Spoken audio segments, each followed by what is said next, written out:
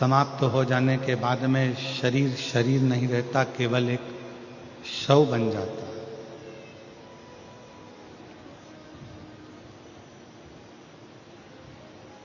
फिर शरीर की कोई मूलता नहीं रह पाती। फिर वो शरीर श्वास जाने के बाद में केवल एक शव का एक स्वरूप है। उसी तरह शिव महापुराण की कथा कहती है, जिसने अपने जीवन काल में शिव नाम नहीं जपा,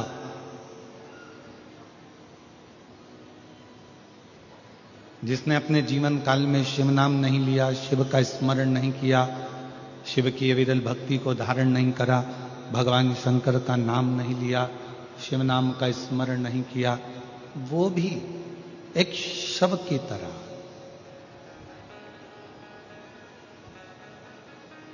क्योंकि वो शिव को जान नहीं पाए।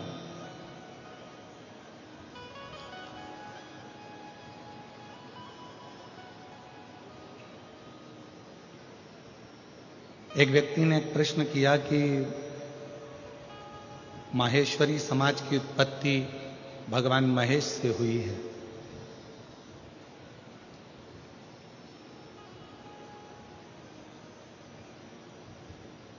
और यह संपूर्ण विश्व की उत्पत्ति किससे हुई?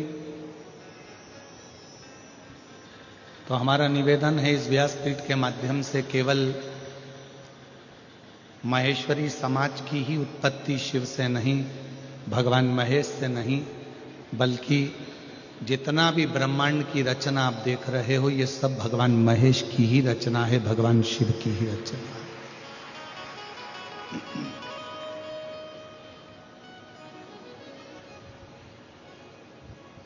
ये रचना किसी दूसरे की है ही नहीं।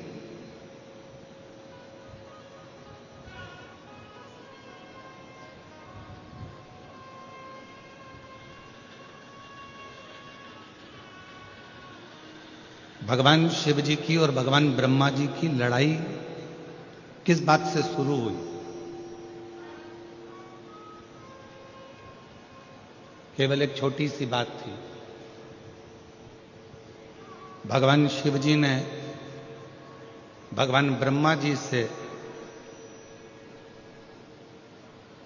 केवल इतना कहा कि इस सृष्टि की रचना जब आप करें तो थोड़ा सा अहंकार अपने अंदर मत आने देना, डीले कम करो।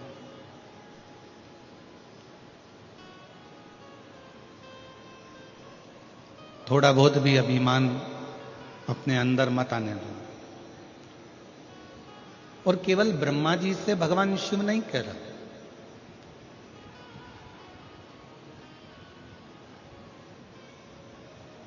भगवान शंकर प्रत्येक संसार के मानव से, हर व्यक्ति से, हर जीव से शिव एक बात कहते हैं कि कोई भी कर्म करो, जो आपका मन पड़ जाए वो कर्म आप करो, पर कर्म में अभिमतता को सामने प्रकट मत हो।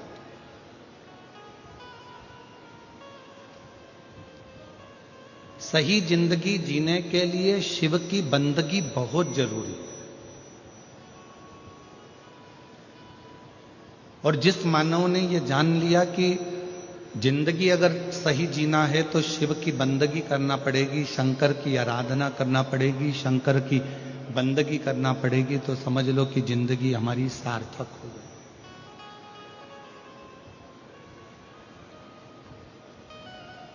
शिव की बंदगी के बिना हमारी ये जिंदगी ठीक नहीं हो सकती। मेरी जीजियों, मेरे जीजाओं, मेरी बेटियों, बेटाओं, मेरी माताओं, मेरे भाई, मेरे बुजुर्ग माता पिता तुल्य जितने भी विराजमान हैं, हैदराबाद की इस पवित्र कथा के प्रांगण में से कथा सुन रहे हैं या आस्था चैनल पर, फेसबुक, यूट्यूब पर, आप जिस तेलंगाना की इस भूमि से कथा को, तत्व को ग्रहण कर रहे हैं, वो अपने जीवन में उतारना कि सही जिंदगी बनाने के लिए शिव की बंदगी बहुत जरूरी है।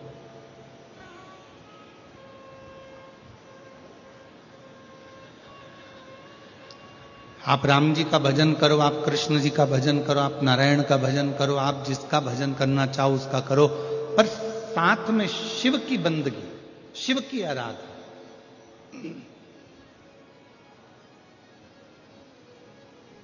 भगवान शंकर का स्मरण हमें जीवन में एक सुख देता है, जिंदगी में जीने की एक नई ऊर्जा प्रदान करता है।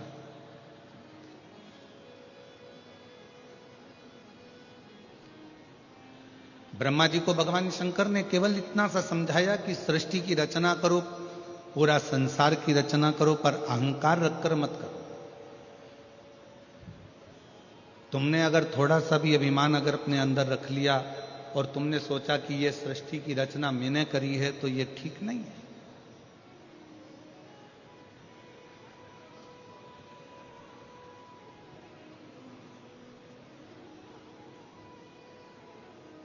जैसे ब्रजगोपाल जी भूतड़ा जी ने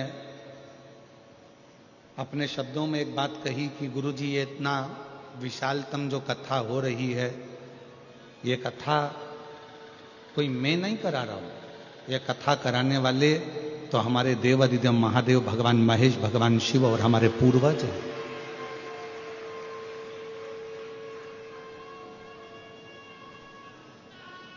और उसी को आप और हम लोग अपनी भाषा में कहते आए हैं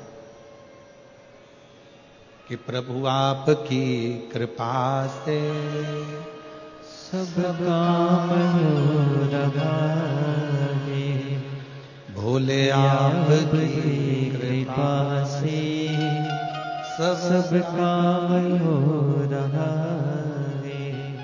करते हो भोले बाबा, मेरा नाम हो रहा है। करते हो भोले बाबा, मेरा नाम हो रहा है। और भोले आपकी कृपा से सब काम हो रहा है। शंभु आपकी कृपा से सब काम हो रहा है। ये जितना, जैसे श्री ब्रजगोपाल जी बोले कि ये जितना जो कुछ करा रहा है सब शिव करा है। माता पिता की कोई प्रेरणा है, माता पिता की कोई आज्ञा है, माता पिता का आशीर्वाद है, पूर्वजों का आशीर्वाद है और शिव की कृपा है, जो ये सब हो सब।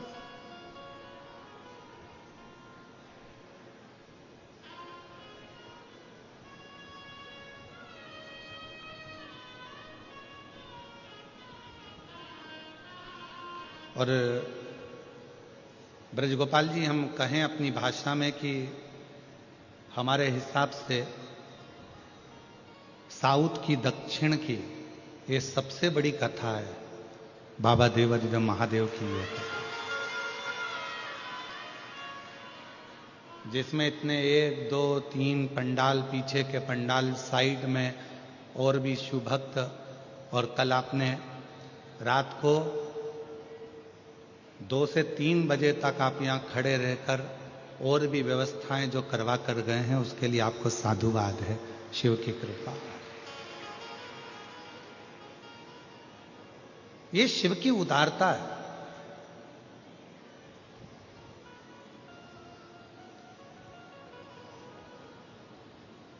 भगवान देवादिदेव महादेव ने भगवान ब्रह्मा जी से केवल इतना सा निवेदन किया कि अहंकार को रखकर सृष्टि की रचना नहीं करना, आप इस अभिमान को छोड़ दो और सृष्टि की रचना करो। इतने में भगवान ब्रह्मा जी से यह बात सहन नहीं हुई।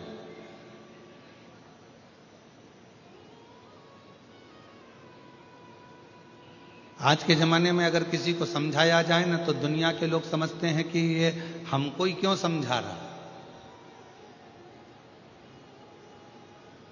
एक बहू अगर सासू जी से कह दे कि मां, अब तुम्हारा बुढ़ापा आ गया है, शरीर काम नहीं कर रहा है, शरीर में रोग आ गया है, भगवान का भजन करा करो, फालतू की बात मत करा करो, तो सांस रूठ जाती है।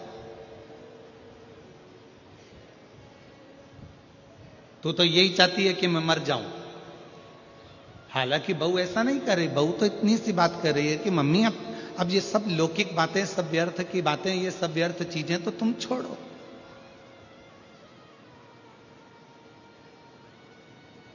एक दिन हमारी सासू जी से हंस के बोली जेठानी,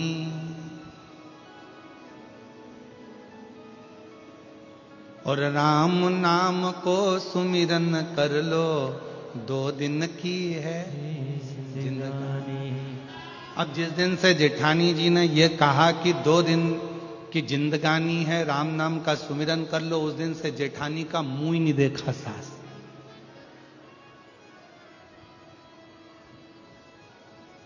ये तो ये गलत चाहती है, ये गलत सोच रही है, गलत विचार कर रही है, ये चाहती है कि मेरे प्राण छूट जाए, मैं मर जाऊं। ना ना ना,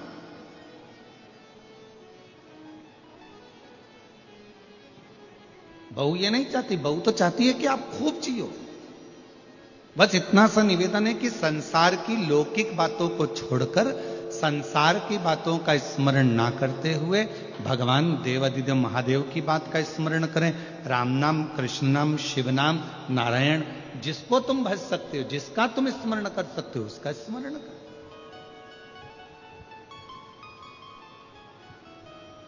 और वही की वही जो एक बहू सास से कहती है, वही की वही भगवान शंकर ने भगवान ब्रह्मा जी से कहा कि सृष्टि बनाओ, पर ये अहंकार रखकर सृष्टि का निर्माण नहीं करना है। तुम्हें अभिमतता से दूर रहकर शिव कह रहे हैं कि सृष्टि का निर्माण करो।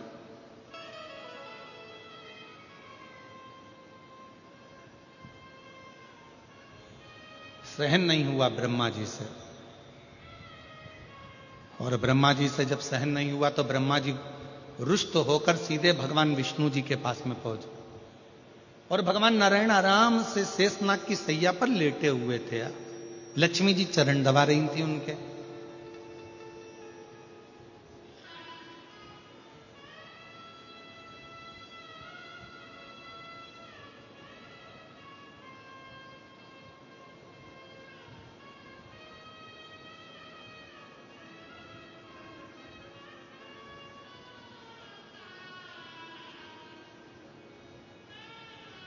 पहुंच गए ब्रह्मा जी।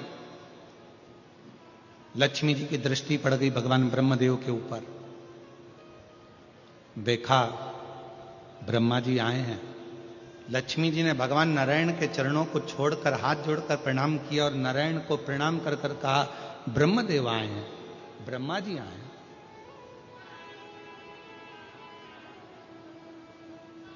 ब्रह्मा जी? हां। भगवान विष्णु उठे, ब्रह्मा जी ने प्रणाम किया भगवान नारायण को, नारायण ने प्रणाम किया भगवान ब्रह्मा जी। कितनी सुंदर बात है। ये हमारे 33 कोटि देवी देवता ये हमको सिखाते हैं कि आप किसी को आदर करोगे तो कोई तुम्हारा आदर करेगा। आप किसी को प्रणाम करोगे, कोई आपको प्रणाम करेगा। आपके पास देने के लिए जो है वो आप सामने वालों को दोगे तो सामने वाला भी आपको वही देगा जो उसके पास में होगा।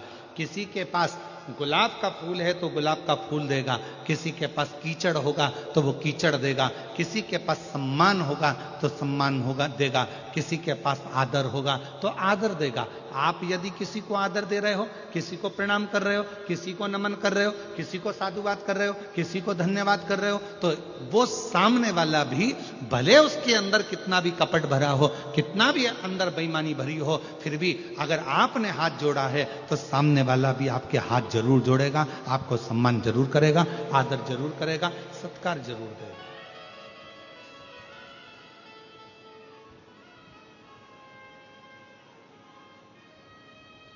आपके पास देने के लिए क्या है ये आपके ऊपर निर्भर करता है।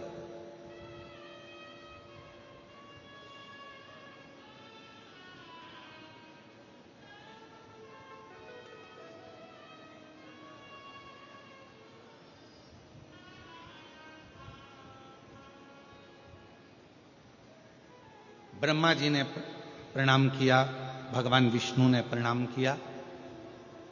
भगवान नारायण ने पूछ लिया ब्रह्मा जी से कि किस कारण से आपका आगमन हुआ है, क्यों आए हो। क्या हो गया, किस लिए आना हुआ? तब ब्रह्मा जी ने कहा कि सृष्टि की रचना मैं कर रहा हूं।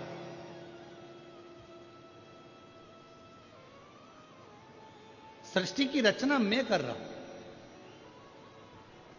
भगवान विष्णु समझ गए जहां पर मैं का संबोधन आ जाता है, जहां पर मैं का संबोधन लग जाता है, फिर वहां अहंकार आकर विराजमान हो जाता है।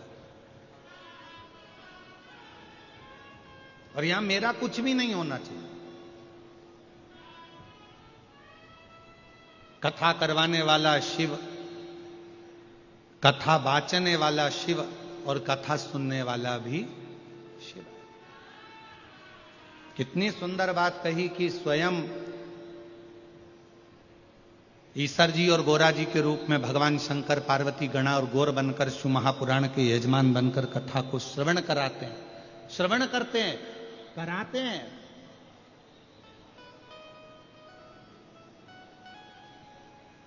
स्वयं शिव।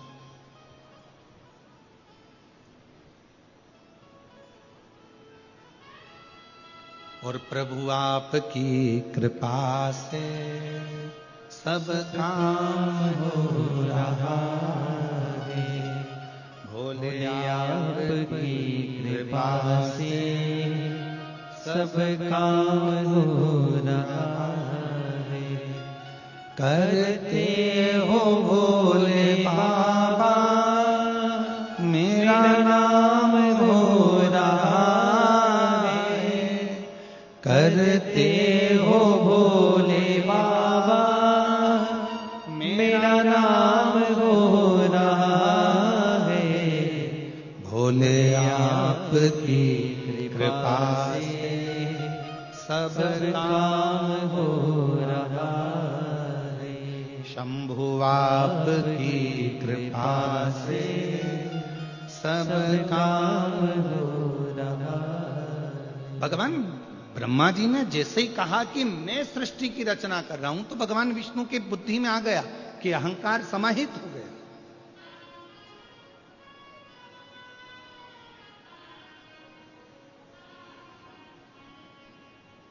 एक पंखे में 3 पंखड़ियां होती हैं। अब आजकल का फैशन हो गया तो 4 पंखड़ी का भी पंखा हो गया, पर शुरू से बचपन से अगर आपने देखा होगा तो कितनी पंखड़ी का पंखा होता है? जम के बोलो जरा। 3 का। और 3 पंखड़ी का ही पंखा घूमता रहता है, तो पंखड़ियां घूमती रहती है, घूमती रहती है, घूमती रहती है।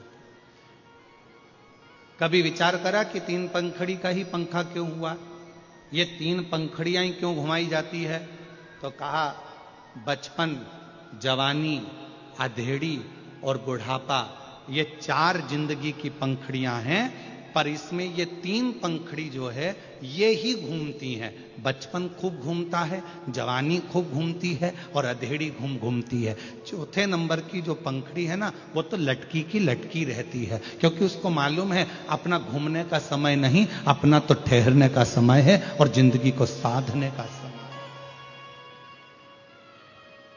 एक बचपन की जिंदगी ऐसी होती है, चलो बैग उठाओ, स्कूल जाओ, घर आए, वापस ट्यूशन जाओ, चलो कोचिंग जाओ, यहां आए वहां आए, चलो रोटी खाओ, भोजन करो, ये करो वो करो। और माँ अपने बच्चे को, माता पिता अपने बच्चे को दिन भर घुमाता रहते हैं। बचपन पूरा खत्म हो जाता है, जवानी आती है, फिर दिन भर घूमना फिरना, ये काम वो काम और कमाना करना, ये सारे काम में लगना पड़ता है। विवाह हो जाता है, शादी हो जाती है, गृहस्थी का बोझा माथे पर चढ़ जाता है। फिर आ जाती है अधेड़ी। अधेड़ी में बहन के घर मायरा भरना है, फिर वहां जाना है, ये काम करना है, बच्चों की शादी करना है, उसका ये फंक्शन करना है, उसका वो फंक्शन करना है, कहीं बुआ जी के यहाँ जाना है, कहीं सारे संबंध निभाना है, सारी रिश्तेदारी निभाना है। बड़ा निभाकर चलना पड़ता, बड़ा निभा।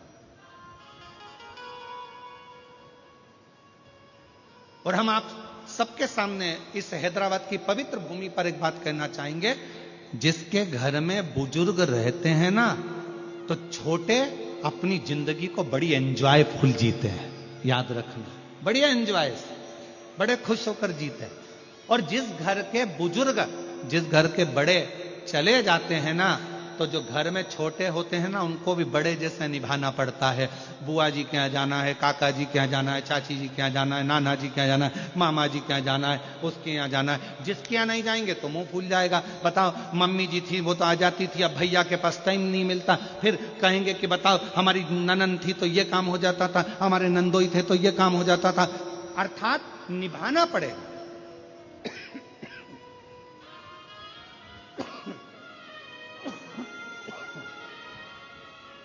बहुत निभाना पड़ेगा।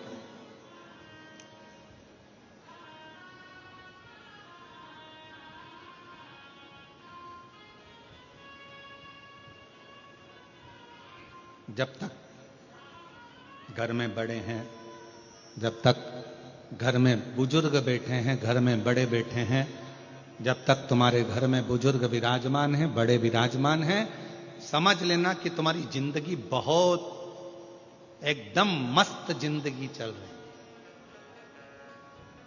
बड़े के होने से, बुजुर्ग के होने से।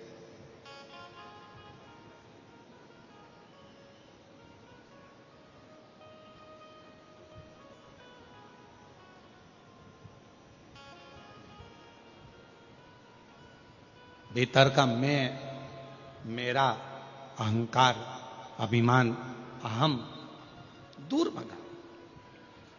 3 पंखड़ियां पंखे में हैं, वो घूम रही हैं। बचपन घूम रहा है, जवानी घूम रही है, अधेड़ी घूम रही है। बुढ़ापा स्थिर है, रुका हुआ है।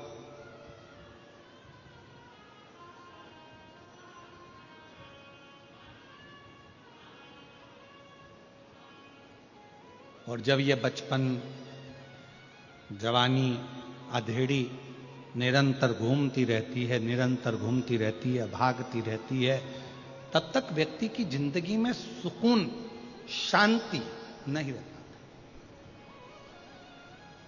किसी ने पूछा शिवनाम में है क्या? हम कहते हैं शिवनाम में शांति है।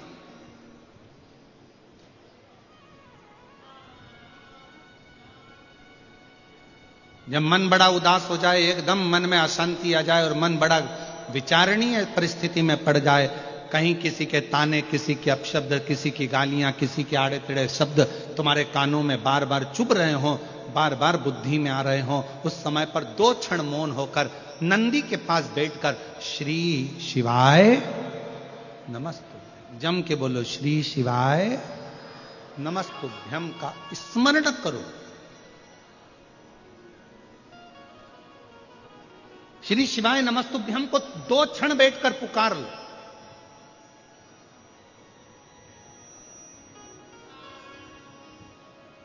और श्री शिवाय नमस्तुभ्यम, श्री शिवाय नमस्तुभ्यम, श्री शिवाय नमस्तुभ्यम, श्री शिवाय नमस्तुभ्यम, श्री शिवाय नमस्तुभ्यम, श्री शिवाय नमस्तुभ्यम। 2 क्षण बैठो शिव की साक्षी में, भगवान शंकर की साक्षी में, और 2 क्षण में भगवान शंकर के स्मरण को, पंचाक्षर मंत्र नमः शिवाय, षडाक्षर मंत्र ओम नमः शिवाय, या फिर श्री शिवाय नमस्तुभ्यम मंत्र का उच्चारण एकदम आनंद के साथ करना प्रारंभ करो। धीरे धीरे धीरे धीरे मन की शांति अपने आप आना प्रारंभ हो जाएगी। और यहां तक शिव महापुराण की कथा कर रही है।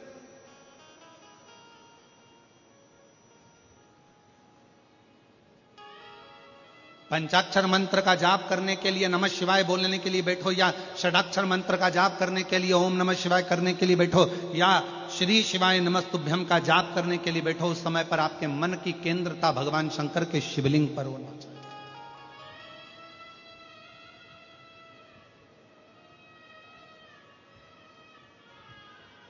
आपके मन का चिंतन पूरा शिवलिंग की ओर होना चाहिए।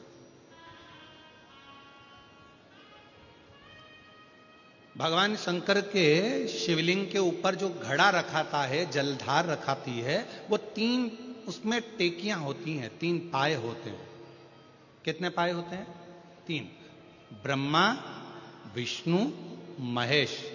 जल का घड़ा, उसमें से एक एक बूंद जल नीचे गिर रहा है, अर्थात वो जल बता रहा है कि ब्रह्मा, विष्णु और महेश ये तीनों एक हैं, इसमें कोई भेद नहीं है। आप ब्रह्मा जी की अगर निंदा कर रहे हैं तो समझ लें शिव की निंदा हो रही है। आप शिव की निंदा कर रहे हैं, समझ लें भगवान नारायण की निंदा हो रही है। नारायण की निंदा कर रहे हैं, समझ लें भगवान शंकर की निंदा कर रहे हैं। ये तीनों सम है, क्योंकि इसमें एक एक बूंद जो जल गिर रहा है, यह हमें बता रहा है कि ब्रह्मा, विष्णु और महेश, इन तीनों में कोई भेद नहीं है। इसलिए शिव जी की आरती में भी यह प्रसंग आता है।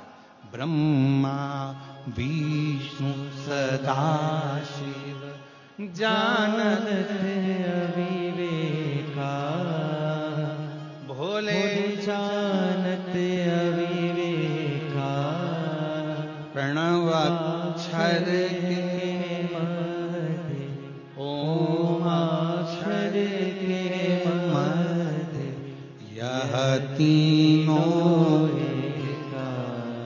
ओम जय शिवा ओम। तीनों एक, इसमें भेद नहीं है। हम भगवान में भेद कर कर बैठे हुए हैं। किसी ने कहा भगवान में, यहां तक शास्त्र कहता है, शिव महापुराण की कथा यदि मन पड़े तो एक बार भगवान शंकर की सारी पुराणों का अध्ययन करिए। कभी कूर्म पुराण का अध्ययन करो, कभी ब्रह्म विवर्त पुराण का अध्ययन करो, कभी नर्मदा पुराण का अध्ययन करो, कभी लिंग पुराण का अध्ययन करो, कभी नारद पुराण का अध्ययन करो, कभी विष्णु पुराण का अध्ययन करो। सारी पुराणों का अध्ययन करोगे तो उस अध्ययन में निकलेगा कि ये 3, इनमें कोई भेद नहीं, ये तीनों एक हैं। संसार के लोगों ने अपने लिए इनमें भेद उत्पन्न कर दिया कि ये बड़े वो छोटे, ये छोटे वो बड़े।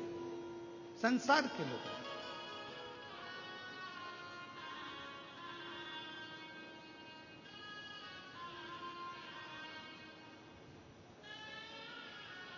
शिव कथा कर रही है, भगवान शंकर का चरित्र कर रहा है, शिव महापुराण की कथा कर रही है। ब्रह्मा जी का थोड़ा सा अभिमान देखा और ब्रह्मा जी ने कहा कि मैं सृष्टि की रचना कर रहा हूं। मैं भगवान विष्णु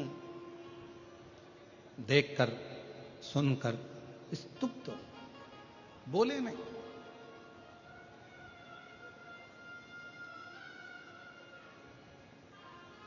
समझ गए,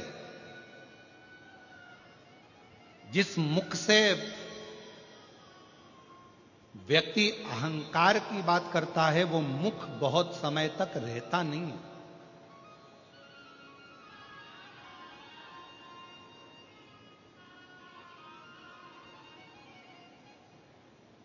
और ये प्रसंग आप लोगों ने हमेशा सुना होगा कि देवऋषि नारद ने भी अहंकार कर लिया था, तो देवऋषि नारद को भी बंदर का मुख लगा था। फिर एक प्रसंग सुना होगा कि माता सती के पति शिव हैं और रति के पति कामदेव हैं।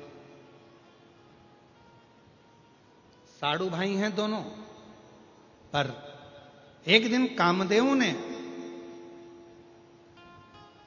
रति से शिव जी के लिए अपमानजनक शब्द कह दिए।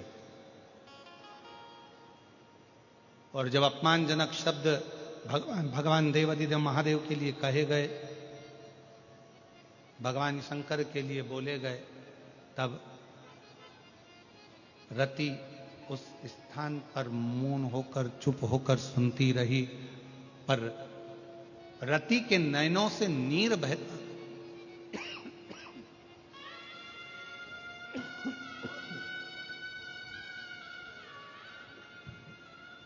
रति के नैनों से नीर बहता गया। क्यों? क्योंकि रति शिव की आराधना करती थी।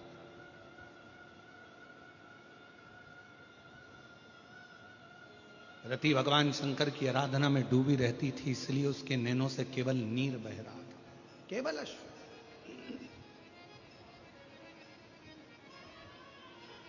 और हुआ क्या?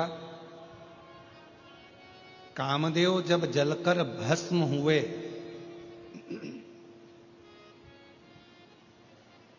कामदेव जब जलकर भस्म हुए, रति दौड़ कर आई और भगवान शंकर के सामने आकर खड़ी हो गई थी। जिस समय पर भगवान शंकर को क्रोध इतना तीव्र आ रहा था कि आम के पल्लव में छुपे हुए कामदेव जलकर भस्म हो जाते हैं, शिवजी को इतना क्रोध आ रहा था कि कोई देवता उनके सामने जाकर खड़ा होना नहीं चाह रहा था। शिवजी को इतना क्रोध आ रहा था कि कोई देवता उनके सम्मुख नहीं जा रहा था। क्यों? क्योंकि शंकर भगवान की अगर दृष्टि पड़ गई तो जलकर भस्म होना पड़ेगा, और उस स्थान पर कामदेव की धर्मपत्नी रति आकर खड़ी हो जाती है।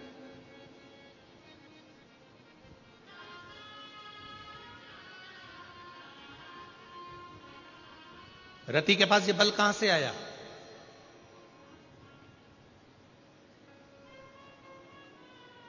रति के पास ये बल कहां से पहुंचा? एक कोई व्यक्ति होता है, बड़ा अकड़ में बात करता है, अरे तुम मुझे जानते नहीं हो।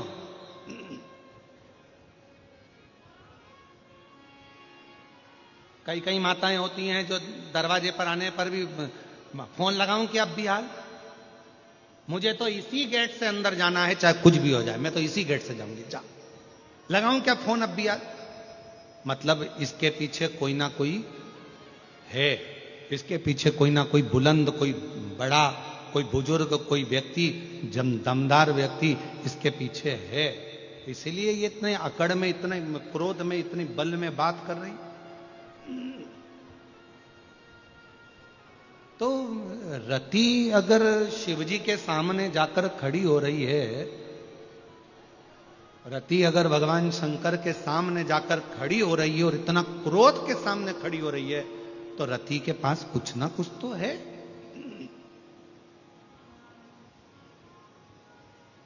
क्या है रति के पास? क्या करती थी रति? कहा रति अपने बचपन से ही, बाल्यावस्था से ही शिव की आराधना करती थी, शंकर की आराधना, शिव की आराधना। और रति का एक नियम था, पार्थिव लिंग का निर्माण करना, उसकी पूजन करना, और पार्थिव लिंग पर जल समर्पित कर कर उस जल का प्रोक्षण, उस जल को अपने ऊपर छींटना। शिव महापुराण के अगर आप वायव्य संहिता को पढ़ेंगे और अगर लिंग पुराण को पढ़ेंगे तो उसमें वर्णन आता है कि यदि शंकर भगवान के मंदिर में जाकर यदि आपने शंकर जी को जल चढ़ाया, आचमन नहीं भी करा, चढ़ा हुआ जल नहीं भी पिया, तो शिव जी पे चढ़ा हुआ जल यदि आप अपने मस्तक पर छिड़क लेते हैं तो एक अलग से बल आपके अंदर आ जाता है, एक अलग से बल, और वो बल साधारण नहीं होता। फिर आप जैसे कहते हैं कि विष्णु भगवान के कवच को धारण कर लिया कर्ण ने, फिर किसी ने कहा कि शंखचूर्ण ने कवच धारण कर लिया था, फिर किसी ने कहा जलंधर ने कवच धारण कर लिया था, फिर किसी ने कहा इसने कवच धारण कर लिया था। कवच कलिकाल में, कलयुग में कवच कौन सा है? तो शिव महापुराण की कथा में, लिंग पुराण की कथा में, नर्मदा पुराण की कथा में आता है कि शंकर भगवान पर जब जल चढ़ाया जाए और वो जल जब हम अपने शरीर पर छींट लें तो समझ लेना कि आपने भी शंकर का एक कवच अपने ऊपर धारण कर लिया। अब आप कहीं संकट में पड़ नहीं सकते।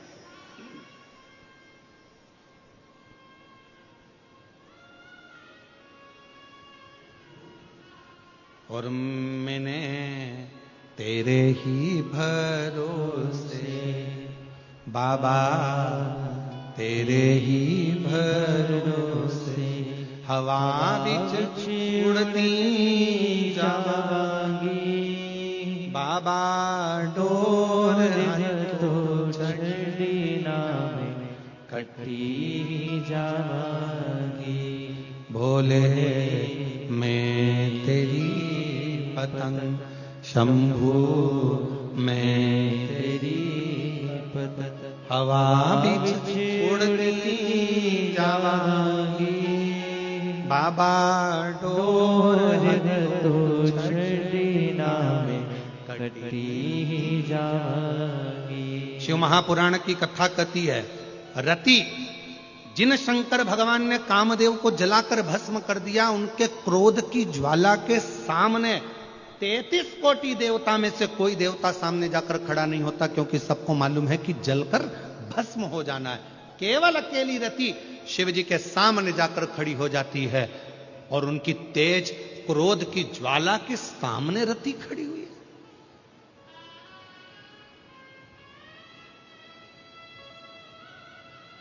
इतना बल, इतनी प्रबलता मिली कहां से? और मेरी जीजियों, मेरे जीजाओं, मेरी बेटियों, बेटाओं, मेरी माताओं, मैं आप सबसे निवेदन करूं, रोज प्रतिदिन ऐसा कोई दिन नहीं जाना चाहिए जिस दिन आप शंकर जी को जल ना चढ़ा। प्रतिदिन अपने घर के अंदर, अगर मंदिर नहीं जा सकते तो घर के अंदर एक छोटे से छोटा शिवलिंग अवश्य रखो। अब कई लोग कहते हैं गुरुजी हमारे यहां पर एक शिवलिंग है पहले का, और किसी के यहां गए थे तो उसने हमको दूसरा शिवलिंग दे दिया, तो रख सकते हैं कि नहीं रख सकते? शिव महापुराण की कथा कहती है, घर में एक नहीं 1000 भी अगर शिवलिंग है तो वो कभी दोष नहीं देते, कभी कष्ट नहीं देते, कभी परेशानी नहीं देते।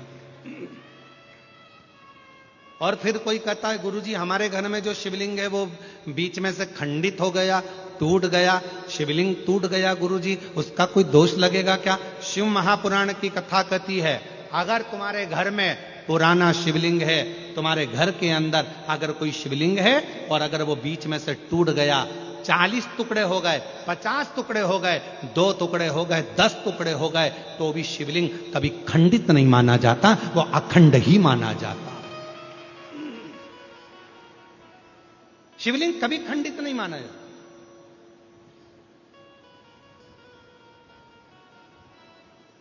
सहस्त्रेश्वर हजारों टुकड़े होने पर भी शंकर भगवान का शिवलिंग कभी खंडित नहीं, कभी खंडित। और कितना सुंदर कहा, तुमने पार्थिव लिंग का निर्माण करा। अब पार्थिव लिंग काय का बनाते हो? मिट्टी का बनाते हो, बालू रेत का बनाते हो। मान लो आप लोगों ने पार्थिव लिंग का निर्माण करा और पूजन करते करते ब्राह्मण देवता पूजन करा रहे हैं, आपने जल चढ़ाया, जल चढ़ाते से ही वो मालूम पड़ा शिवलिंग, पार्थिव लिंग का निर्माण करा, वो पार्थिव लिंग थोड़ा सा खंडित हो गया, पार्थिव लिंग कहीं बीच में से टूट गया, कहीं कुछ हो गया, या गलकर उस पानी में गलता गया। आपके मन में आया कि बताओ मैंने पार्थिव लिंग का निर्माण करा था और वो पानी में गल गया, टूट गया, खंडित हो गया, ऐसा हो गया वैसा। ना ना ना ना, ब्राह्मण देवता पूजन करा रहे हैं, आपने पार्थिव लिंग का निर्माण कराए, पार्थिव लिंग की पूजन चालू कर दी, और पूजन चालू करने के बाद में अगर आप उस पर पानी चढ़ा रहे हैं, जल चढ़ा रहे हैं, और वो पार्थिव लिंग अगर आपका थोड़ा बहुत भी खंडित हो रहा है, गल रहा है, जल में जा रहा है, या उसका रंग जा रहा है, या इधर से जहां से जल चढ़ा रहे थे वहां से पूरा धुलते चले जा रहा है, तो यह मत सोचना कि वो खंडित हो गया। नहीं, पार्थिव लिंग का मतलब होता है कि मिट्टी के छोटे छोटे कण, बालू रेत के छोटे छोटे कण एक जगह पर एकत्रित कर लिए और उस पर आपने जल चढ़ाना चालू करा। पार्थिव लिंग का मतलब होता है कि एक शिवलिंग की पूजन नहीं, पार्थिव लिंग का मतलब होता है उस लिंग को बनाने के लिए जितनी मिट्टी लगी, उस मिट्टी में जितने जितने कण थे, जितने छोटे छोटे कण थे, वो सब एक जगह पर इकट्ठे हो गए। तो हमको केवल एक पार्थिव लिंग पूजन का फल नहीं, हजारों पार्थिव लिंग पूजन का फल एक साथ प्राप्त हो जाता है। उसकी खंडितता नहीं, वो खंडित नहीं हुआ है, वो टूटा नहीं है, उसमें खंडितता नहीं आई है।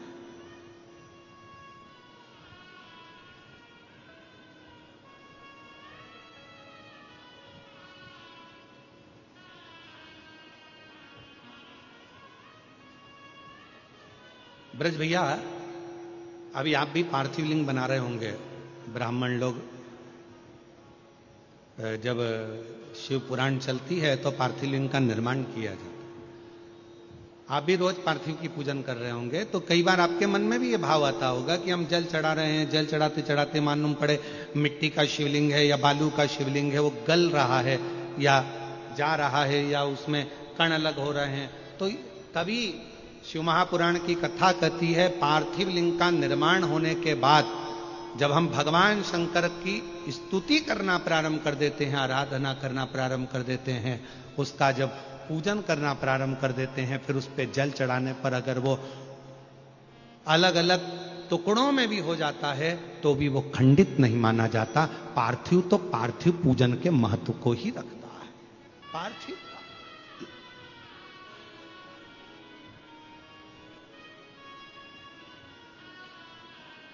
और शंभु शरणे पड़े मांगो घड़ी रे घड़ी दुख काटो दया करी न दर्शन आपो शंभु शरणे पड़े मांगो घड़ी रे घड़ी दुख काटो दया करी दर्शन ओ शंभु शरणे पड़ी मांगो घड़ी रे घड़ी दुख काटो दया करी ने दर्शन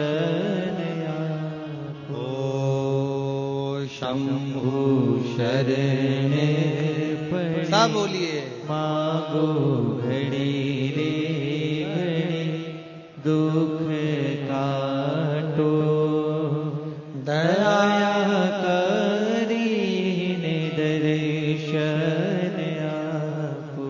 पार्थिव रति शिव जी के सामने खड़ी है, इतनी क्रोध की ज्वाला के सामने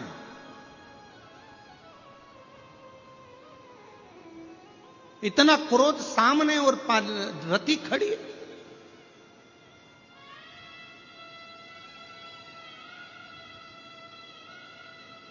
ब्रह्मा जी देख रहे थे, भगवान विष्णु जी से कहा कि रति को समझाओ कि शिव जी के सामने ना जाए, उनको क्रोध आ रहा है, बहुत क्रोध, शिव के सामने ना जाए रति, रति को समझाइए। भगवान नारायण ने कहा कि ब्रह्मा जी मैं रति को नहीं समझा सकता कि तुम शिव के सामने मत जाओ, उसको जाने दो, फिर तो शिव के क्रोध से रति जलकर भस्म हो जाएगी जैसे उसका पति कामदेव जला।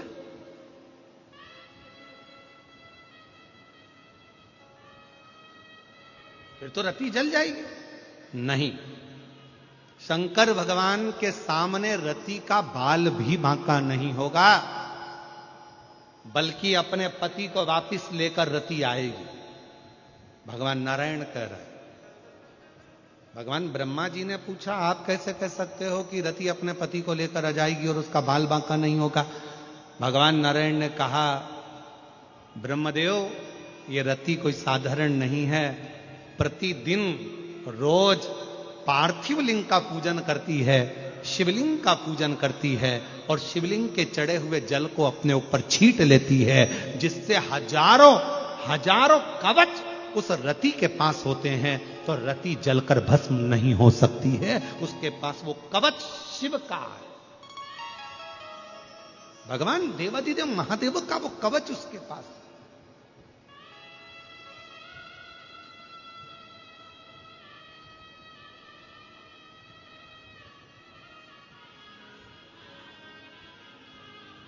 और फिर निवेदन करें, अगर डॉक्टर ने कहा है कि बहुत बड़ा कोई रोग हो गया है, बहुत बड़ी तकलीफ सामने आकर खड़ी हो गई है, बहुत बड़ा कष्ट है, बहुत बड़ी बीमारी है, मिट नहीं रहा, जा नहीं रहा, डॉक्टर शिव का एक रूप होता है। हम अपनी व्यासपीठ से हमेशा कहते हैं कि डॉक्टर को शंकर मानो। डॉक्टर शिव का एक रूप है। डॉक्टर बोले कि जांच कराओ तो जांच कराओ, डॉक्टर बोले कि ऐसी दवाई खाओ तो दवाई खाओ, डॉक्टर बोले ये सारी जांचें कराना पड़ेगी, जांचें कराओ, डॉक्टर बोल दिया कि ये दवाई खाना पड़ेगी, खाओ। पर डॉक्टर के साथ में, उस दवाई के साथ में एक काम और चालू करो, शिव की भक्ति को प्रारंभ कर दो, क्योंकि डॉक्टर भी शंकर का एक रूप है और वो मृत्यु को जीतने वाला महामृत्युंजय मेरा शंकर भी एक डॉक्टर का ही प्रतिबिंब स्वरूप। शिव को आराध्य बनाकर अर्चना करो, शिव को।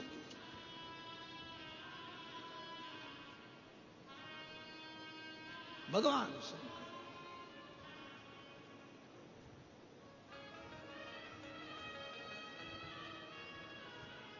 दवाई नहीं लग रही है। कई माताएं ऐसी हैं जो रोज दवाइयां खाती हैं, रोज दवाइयां खाती हैं। रात को सोना है तो दवाई, घुटने दुख रहे हैं तो दवाई, बीपी है तो दवाई, शुगर है तो दवाई। हम मना नहीं करेंगे कि तुम मत खाओ, खाओ, पर थोड़े दिन एक प्रैक्टिकल कर कर देखो। शिव जी का एक नाम है कुंदकेश्वर महादेव। सब लोग बोलो उस नाम को। कौन सा नाम है? कुंदकेश्वर महादेव। बिदल और उत्पल दो असुरों का संहार करने के लिए माता पार्वती जी ने कुंदुक का प्रहार करा था, और वो कुंदुक बिदल उत्पल का संहार कर कर शिव जी के चरणों में जाकर गिरा था। शिव जी का नाम कुंदकेश्वर हो गया था।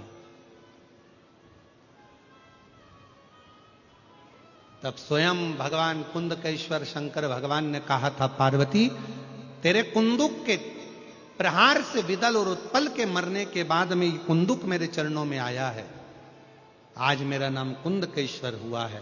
पार्वती, संसार सागर में भूमंडल पर जो भी मानव मनुष्य औषधि का सेवन करेगा और कुंदकेश्वर का स्मरण करेगा, वो रोग से मुक्त होगा, रोग से। इसलिए डॉक्टर अगर दवाई दे रहे हैं, डॉक्टर अगर औषधि दे रहे हैं, तो एक काम जरूर करो, कुंदकेश्वर महादेव का नाम लेकर उस दवाई को खाना प्रारंभ। एक पत्र है, अच्छा है।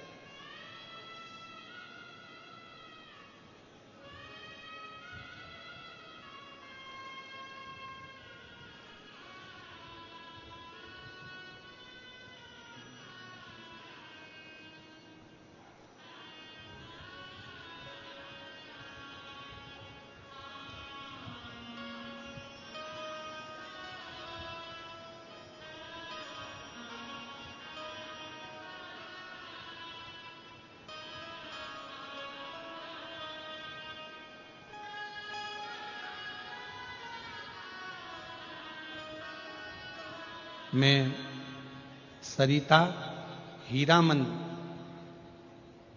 कोमपल्ली से हूं। कहीं बैठी हो तो हाथ हिला सकती हैं। मैं सरिता हीरामन कोमपल्ली से हूं। कहीं बैठी हो तो हाथ हिला सकती हैं। कोमपल्ली से आई हैं, आ जाओ, एक बेलपत्र ले जाना, आ जाइए। सबसे पहले तो मैं भूतड़ा परिवार को, यजमान परिवार को बहुत बहुत धन्यवाद देती हूं कि हम हैदराबाद वासियों को कथा सुनने का सौभाग्य दिया आपने। गुरुदेव, हमने कभी सपने में भी नहीं सोचा था कि हमारे हैदराबाद में पंडाल में बैठकर कथा सुनने का मौका मिलेगा। मैं श्री ब्रजगोपाल जी भूतड़ा जी को, उनके पूरे परिवार को बहुत बहुत साधुवाद देती हूं। हमने ब्रजगोपाल भैया कल भी कहा था, ना जाने कितनी जीजियों के चेहरे पर आपने रक्षाबंधन पर स्माइल दिलवा दी ये कथा का आयोजन करवा। बहुत बहुत कजन, कितनी मेरी बहनें बैठी होंगी, मेरी बेटियां बैठी होंगी, मेरे जीजा बैठे होंगे, बेटा बैठे होंगे, जो ने सोचा भी नहीं था कि कथा हैदराबाद में मिल जाए। बोलो सही है कि गलत है? एक बार दोनों हाथ उठाकर जोरदार ताली बजाते हुए। साधु, बहुत बहुत साधु आप सभी। हमने कभी सपने में भी नहीं सोचा था कि हमें शिव पुराण की कथा हैदराबाद में मिल जाएगी। गुरुदेव, मेरी लड़की 13 साल की है, वह हाइपर एक्टिव है। डॉक्टर के हिसाब से इसका ठीक होना कठिन था। बहुत सारे डॉक्टरों को दिखाया लेकिन कोई भी असर नहीं हुआ। मेरी 13 साल की लड़की डॉक्टर के हिसाब से ये ठीक नहीं हो सकती थी। फिर मेरी भाभी ने आपके बारे में बताया। फिर मैंने कथा सुनना आरंभ किया, सियोर गई, 1 लोटा जल का भी प्रयोग किया। रोज शिव मंदिर भी जाती, 1 लोटा जल, 1 बेलपत्र मेरी लड़की को खिलाया। गुरुदेव, 1 महीने में मुझे उसमें बदलाव नजर आने लगा। अभी पूरी तरह से मेरी लड़की स्वस्थ हो गई। मैं बाबा को यहां प्रणाम करने के लिए पूरी तरह से। उस पत्र में उसने लिखा कि मैंने सारे डॉक्टरों से इलाज करवा लिया, पर डॉक्टर ने कह दिया था मुश्किल है कि यह ठीक हो पाए। पर आज मेरी बेटी 13 साल की पूरी ठीक हो गई। ये एक पत्र और बड़ा सुंदर है।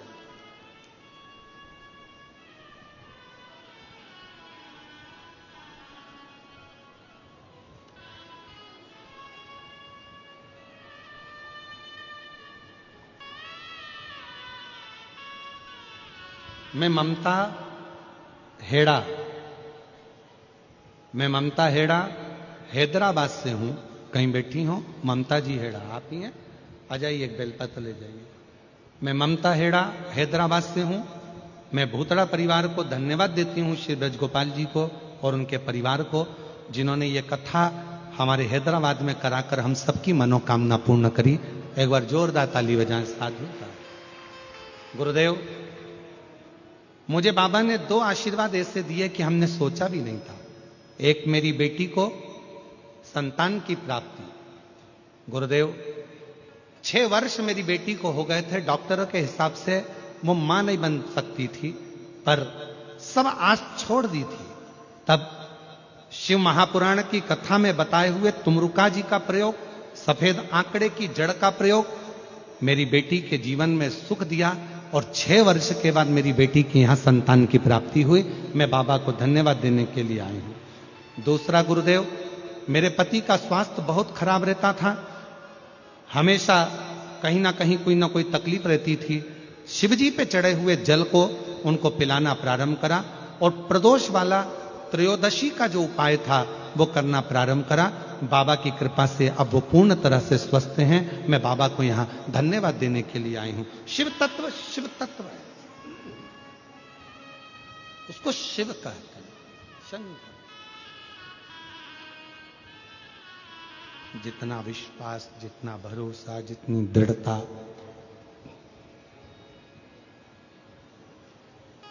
पूर्ण भरोसे के साथ जब हम भगवान शिव की आराधना करते हैं तो शिव क्यों ना मिले, शंकर क्यों ना मिले।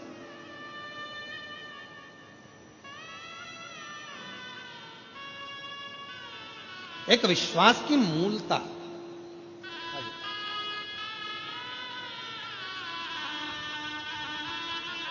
और तेरी कृपा का क्या है भरोसा, कब किस पर हो जाए, जरा सी हम पर कर दो, जरा सी हम पर कर दो।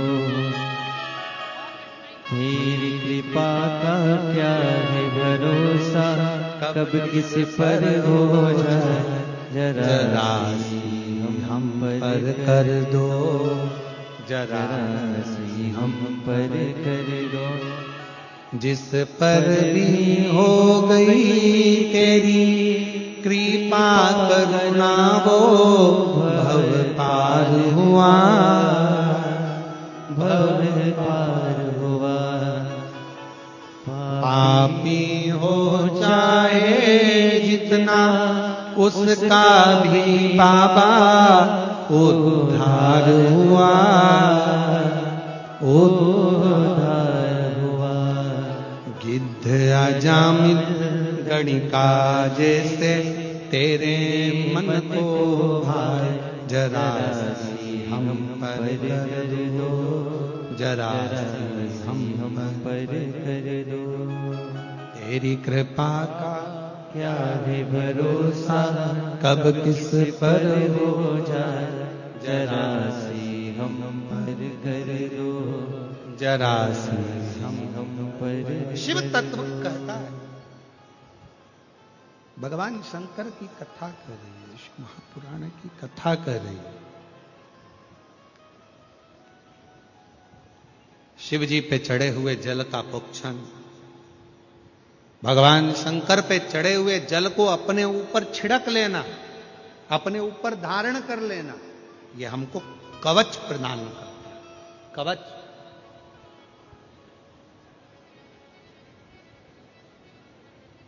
तो शिव जी का एक नाम है कुंदकेश्वर महादेव। सब लोग बोलो जम के, क्या नाम है? आवाज नहीं आई है, जरा दमदारी से बोलो, कुंदकेश्वर। फिर से बोलो, कुंदकेश्वर महादेव।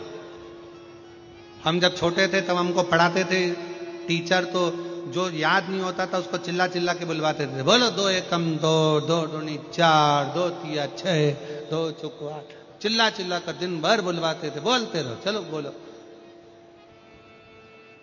घर जाते जाते आप भी ना भूलो, इसलिए हम बार बार खिलवा रहे हैं। कौन से महादेव? कुंदकेश्वर महादेव। अगर शरीर में दवाई ना लगे, औषधि ना लगे, गोलियां ना लगे, दवाई काम ना करे, तो कुंदकेश्वर महादेव का नाम लेकर उस दवाई को खाना प्रारंभ करो। शिव के ऊपर भरोसा रखो, विश्वास।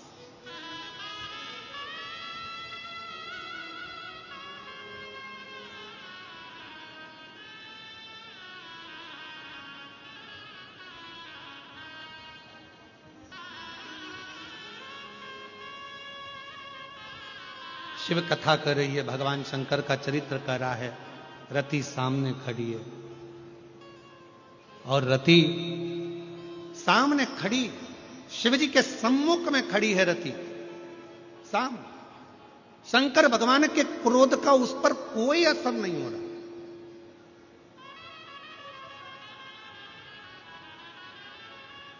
क्रोध की ज्वाला, शंकर भगवान के क्रोध की ज्वाला कामदेव को जलाकर भस्म कर दी। भगवान ब्रह्मा जी स्वयं डर रहे हैं, ब्रह्मा जी कांप रहे हैं। ब्रह्मा जी को लग रहा है कि ये रति का क्या होगा। भगवान नारायण से कहा रोक दो। भगवान नारायण कहते हैं नहीं नहीं, रोकना नहीं है, ये शंकर की उपासक है, शिव की भक्त है। जो शंकर का भक्त होता है, शिव की आराधना करने वाला होता है, शिव की उपासना करने वाला होता है, वो भय नहीं खाता, उसको भय नहीं होता, चिंता नहीं होती। क्यों चिंता करना? महाराज, कवि और कथाकार, इन दोनों में बहुत बड़ा अंतर होता है। एक कवि में और एक कथाकार में बहुत बड़ा अंतर होता है। कवि शब्दों को जोड़ लेता है, कथाकार शब्द नहीं जोड़ता। जितने भक्त आते हैं उनको शंकर भगवान से जोड़ देता है, वो कथाकार। कवि का काम है शब्दों को जोड़ना, कवि का काम है शब्दों को संजो लेना, कवि का काम है शब्दों को पकड़कर शब्दों से जोड़ देना। पर कथाकार का काम शब्दों को जोड़ना नहीं, कथाकार का काम, एक कथा करने वाले का काम होता है, जितने भक्त आए हों, जितने कथा को सुनने के लिए श्रोता आए हों, उनको कैसे ना कैसे भगवान से, शिव से, उनकी अविरल भक्ति से जोड़ा जाए। और जब वो शिव से जुड़ जाएं, शंकर के हो जाएं, फिर उनकी जिंदगी में जो भी तकलीफें हैं, कष्ट हैं, रोग हैं, दुख हैं, वो धीरे धीरे समाप्त होते चले जाएं। ये एक आनंद, ये आनंद।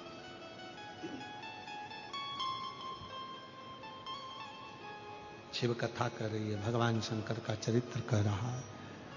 शिव महापुराण की कथा, भगवान शंकर का चरित्र, शिव तत्व कह रहा है। भगवान शंकर की कथा कर रही, रति हिली नहीं, रति नहीं। और आखिरी में क्या हुआ? शिव जी के क्रोध की ज्वाला, शंकर भगवान के क्रोध की ज्वाला जो रति के ऊपर गई, रति हाथ जोड़कर खड़ी भगवान शंकर के नाम का स्मरण कर रही है, शिव को पुकार।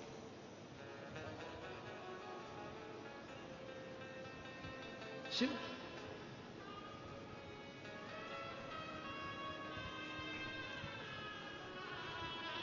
और ये संसार सागर में, ये पूरे ब्रह्मांड में, पूरी दुनिया में, पूरे संसार में भगवान के नाम की बड़ी महत्वता है, बड़ी महत्वता। नाम की बड़ी महत्वता है। कई लोग अपनी अपनी भाषा में कह देते हैं, गुरुजी हमारे घर में हमने भगवान का एक रूम बनाया है, भगवान का एक कमरा बनाया है। आप लोगों में भी कई लोग ऐसा बोल देते हैं, हमने बहुत बड़ा बंगला बनाया गुरुजी, उसमें भगवान का एक कमरा बनवाया।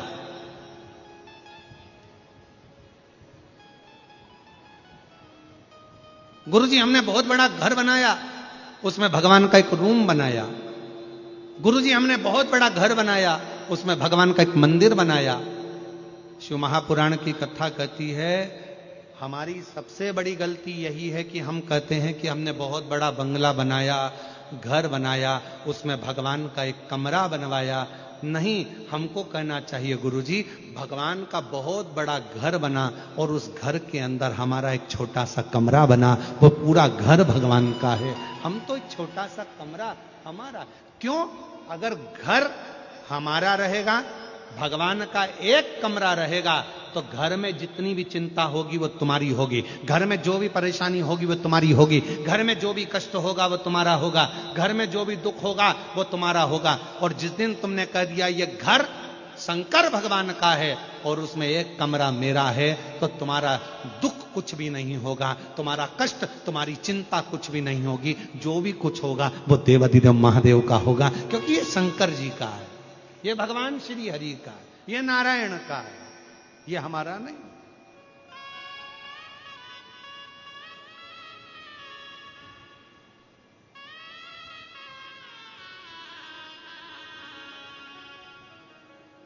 यहां कुछ भी मेरा नहीं है, यहां सब।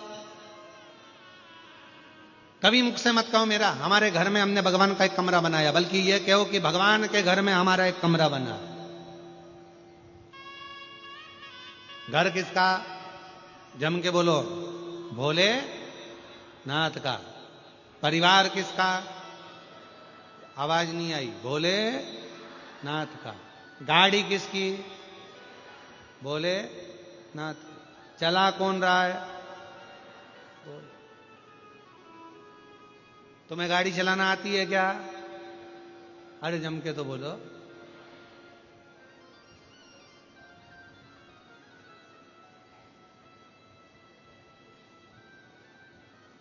जब एक गाड़ी चलाना अपने को अच्छे से नहीं आती, कितने भी अच्छे ड्राइवर बन जाओ, कितने भी अच्छे बन जाओ और कितनी भी अच्छी ड्राइविंग करना आ जाए, तुम कितने भी अच्छे बन जाओ, पर पास में से निकलकर जो गाड़ी जा रही है, सामने चल रही है, आड़ी चल रही, टेढ़ी चल रही, वो कैसा है तुमको क्या मालूम? तुम अच्छे हो, तुम अच्छा चलाना जानते हो, तुम अच्छे ड्राइवर हो, तुम अपनी जगह पर अच्छे हो, पर पड़ोस में से जो निकल कर गया, साइड में से आ गया, एकदम ब्रेक लगा दिया, एकदम खड़ी कर दी, वो कैसा है तुमको क्या मालूम? उस जगह पर तुम्हारी ड्राइविंग काम नहीं आती। उस जगह पर एकदम जब ब्रेक लगता है तब वो भोलेनाथ खड़ा हो जाता है कि तूने एक लोटा जल चढ़ाया है, चिंता मत कर, मैं तेरे साथ। क्यों चिंता कर?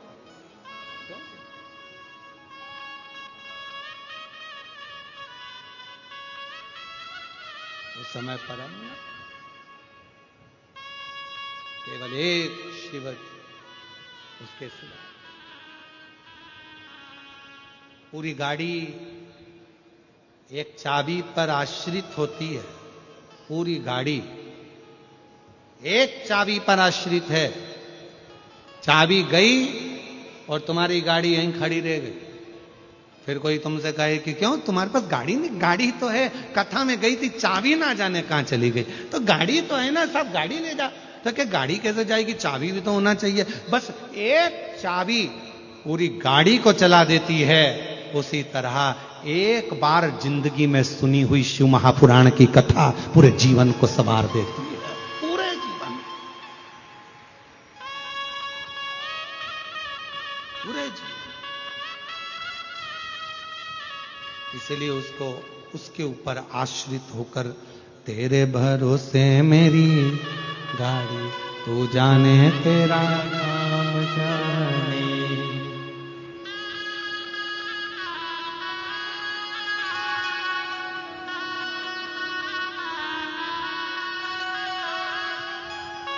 तेरे भरोसे मेरी गाड़ी, तू जाने तेरा काम जाने। बाबा तेरे भरोसे मेरी गाड़ी, तू जाने तेरा काम जाने। भोले तेरे भरोसे मेरी गाड़ी, तू जाने तेरा काम जाने। भोले तेरे भरोसे मेरी गाड़ी, सब गाइए। तू जाने तेरा काम जाने।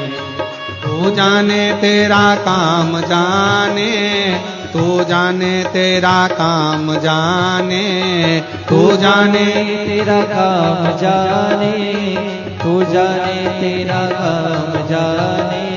तू जाने तेरा काम जाने, तू जाने तेरा काम जाने, तू जाने तेरा काम जाने, तू जाने तेरा काम जाने। ओ बाबा तेरे भरोसे मेरी गाड़ी, तू जाने तेरा काम जाने।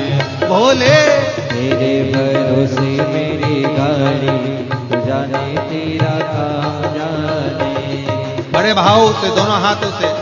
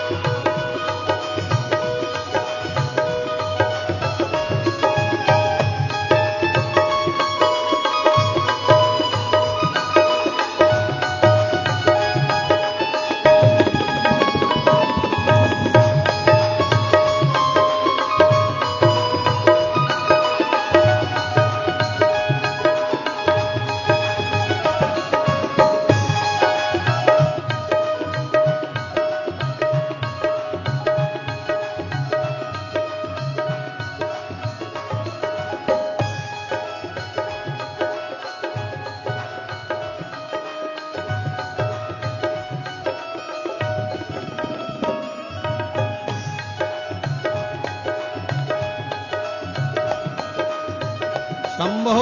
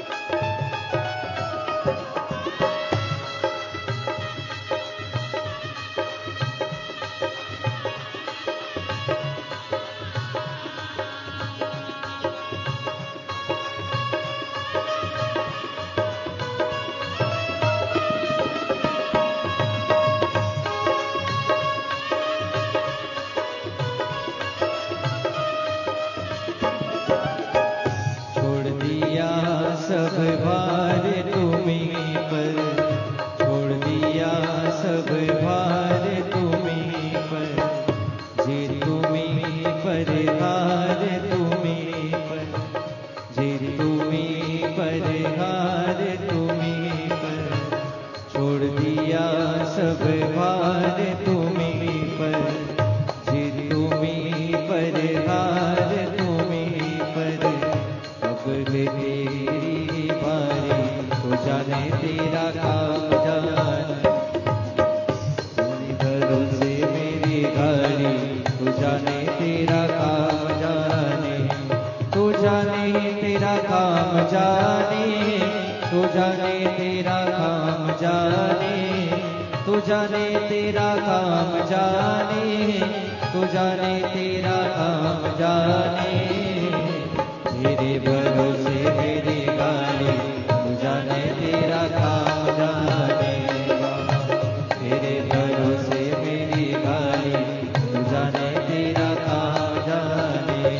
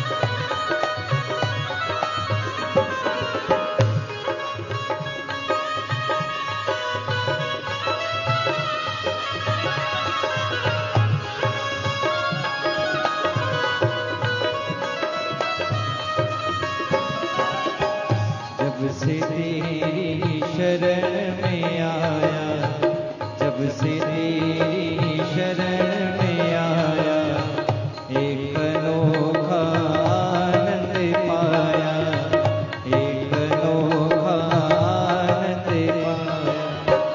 जब से तेरी शरण में आया, एक अनोखा आनंद पाया।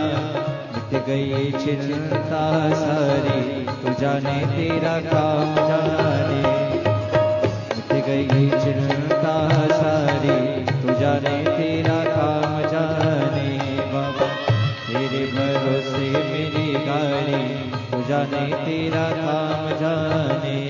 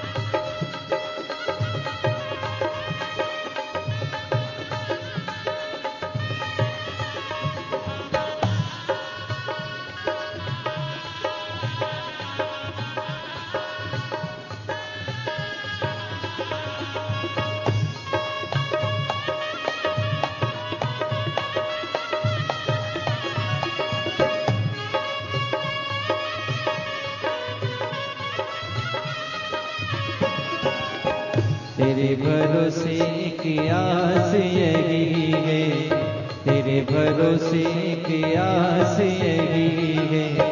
चरणों में अरदास यही है, चरणों में अरदास यही है। तेरे भरोसे की आस यही है, चरणों में अरदास रही है। रखना लाज हमारी, तू जाने तेरा काम जाने। रखना लाज हमारी, तू जाने तेरा काम जाने। तू जाने तेरा काम जाने, तू जाने तेरा काम जाने, तू जाने तेरा काम जाने, तू जाने तेरा काम जाने। तू जाने तेरा काम जाने, तू जाने तेरा काम जाने, तू जाने तेरा काम जाने, तू जाने तेरा काम जाने। ओ बाबा तेरे भरोसे मेरी गाड़ी, तू जाने तेरा काम जाने। बोले तेरे भरोसे मेरी गाड़ी, तू जाने तेरा काम जाने। ओ शंभो तेरे भरोसे मेरी गाड़ी, तू जाने तेरा काम जाने। ओ शंकर तेरे भरोसे मेरी गाड़ी, तू जाने तेरा काम जाने। ओ बाबा तेरे भरोसे मेरी गाड़ी, तू जाने तेरा काम जाने। ओ भोले तेरे भरोसे मेरी गाड़ी, तू जाने तेरा काम जाने। ओ शंभो तेरे भरोसे मेरी गाड़ी, तू जाने तेरा काम हार हारे। अपने स्थान पर बैठकर भगवान शिव जी को अपने मन का भाव कहिए, दिल से प्रार्थना करिए, विनय करिए, निवेदन करिए। दिल से बाबा को प्रार्थना करो, निवेदन करो, रिटर्न बढ़ाओ, रिटर्न।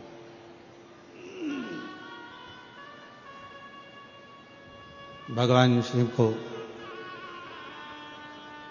भाव से प्रार्थना करें। बाहर का बढ़ रहा है, अंदर का नहीं बढ़ रहा है। बाहर का बढ़ रहा है, अंदर का नहीं बढ़ रहा है। भगवान देवादिदेव महादेव को हृदय से प्रार्थना करो, विनय करो, निवेदन करो। जहां भी जगह मिले वहां बैठकर बाबा को अपने मन का भाव अवश्य कहिए। सभी लोग साथ में बोलेंगे, प्रार्थना करेंगे, विनय करेंगे।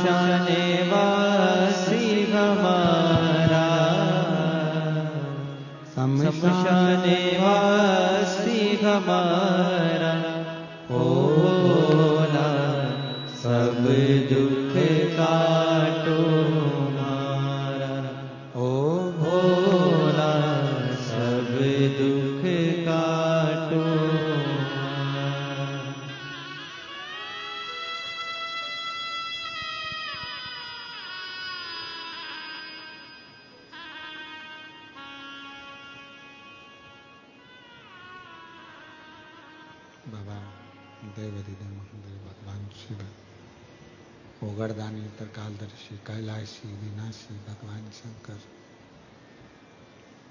जिनकी पवित्र कथा शिव महापुराण वर्णन कर रही है, शिव कथा कर रही है।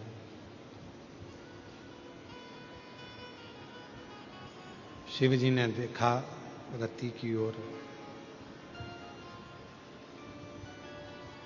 और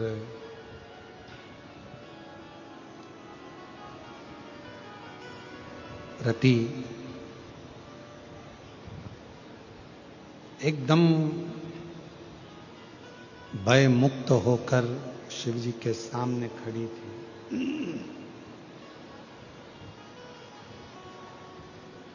रति के हृदय में कहीं भय नहीं था। शंभु शंभु,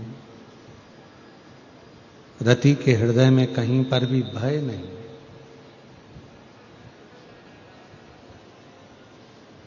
भय से मुक्त होकर खड़ी है।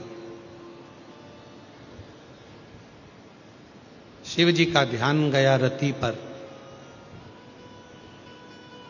इतने तीव्र क्रोध में भी अगर ये नहीं जली है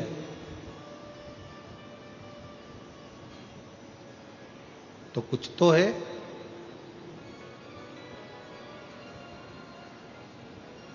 कोई विषम परिस्थिति में आने के बाद, आवाज क्लियर करो, रिटर्न बढ़ाओ। कोई विषम परिस्थिति में आने के बाद भी अगर भगवान शिव की बाहर का बढ़ रहा है, अंदर का नहीं बढ़ रहा,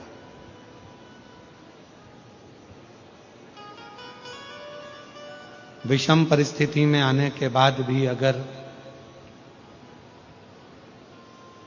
भगवान देवाधिदेव महादेव भगवान शिव की कृपा से कोई दुख, कोई तकलीफ, कोई कष्ट, कोई परेशानी सामने आकर ना खड़ी हो, तो समझ लेना कि कोई शिव की बड़ी कृपा, शंकर की बड़ी करुणा, शंकर की बड़ी दया है। शिव जी की बड़ी कृपा है, शंकर जी की बड़ी करुणा है।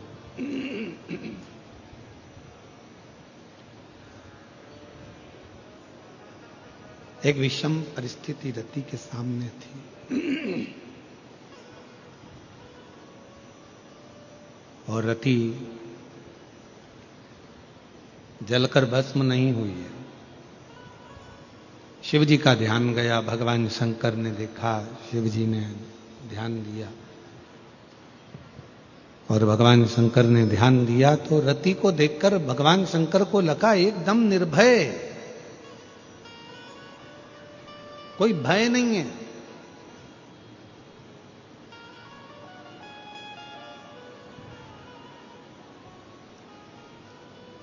तब भगवान शंकर ने कहा रति से कि मांगो तुमको क्या चाहिए।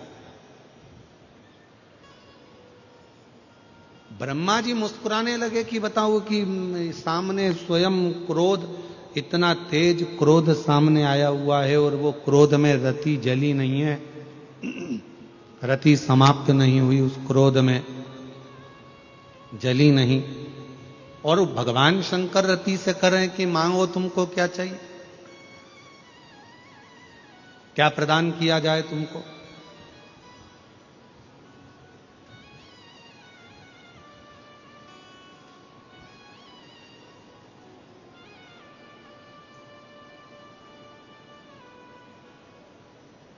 जिस समय पर विश्वास अगर पूर्ण हो जाता है, भरोसा यदि पूर्ण हो जाता है, और विश्वास जब पूर्ण हो जाता है तो व्यक्ति के हृदय में भय नहीं रहता, उसका भय समाप्त हो जाता है। क्यों? क्योंकि उसके अंदर विश्वास बढ़ गया।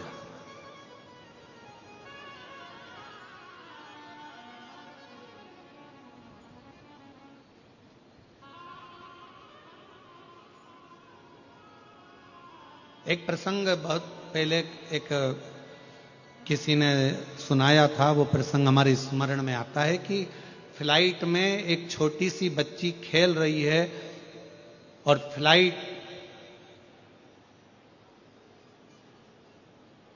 ऐसा सूचना मिली है कि ये क्रैश होने वाली है, ये फ्लाइट समाप्त होने वाली है, और बेटी अपने खिलौने से खेल रही है, बच्ची अपने खिलौने से खेलने में लगी हुई है, उसको कोई मतलब नहीं क्या हो रहा है क्या नहीं, वो तो अपनी मस्ती में अपनी जिंदगी जी रही है।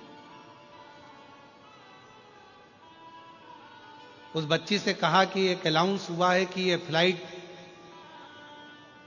समाप्त होने वाली है, क्रैश होने वाली है, और तुम रो नहीं रही हो, सब रो रहे हैं और तुम नहीं रो रही हो। सबको दुख है, तुम्हें दुख नहीं है। उसने कहा नहीं। तुम्हारी आंख में आंसू नहीं है? नहीं। तुम खेलने में लगी हो? हां। क्यों? क्योंकि मैं जानती हूं कि जो फ्लाइट के जो पायलट हैं, जो फ्लाइट उड़ा रहे हैं, वो मेरे पापा हैं, और मेरे पापा कभी मुझे मरता हुआ नहीं देख सकते। ये मुझे विश्वास है।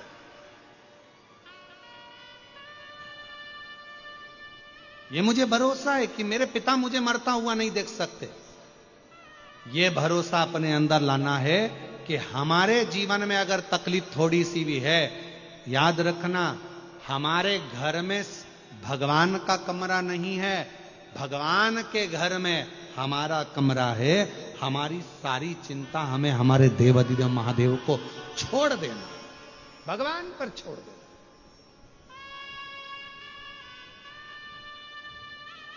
और फिर जब हमने पूरा एक पत्र है, एक पत्र में उन्होंने लिखा, मेरा नाम शांता श्याम सुंदर लाहोटी है, मैं हैदराबाद का निवासी हूं।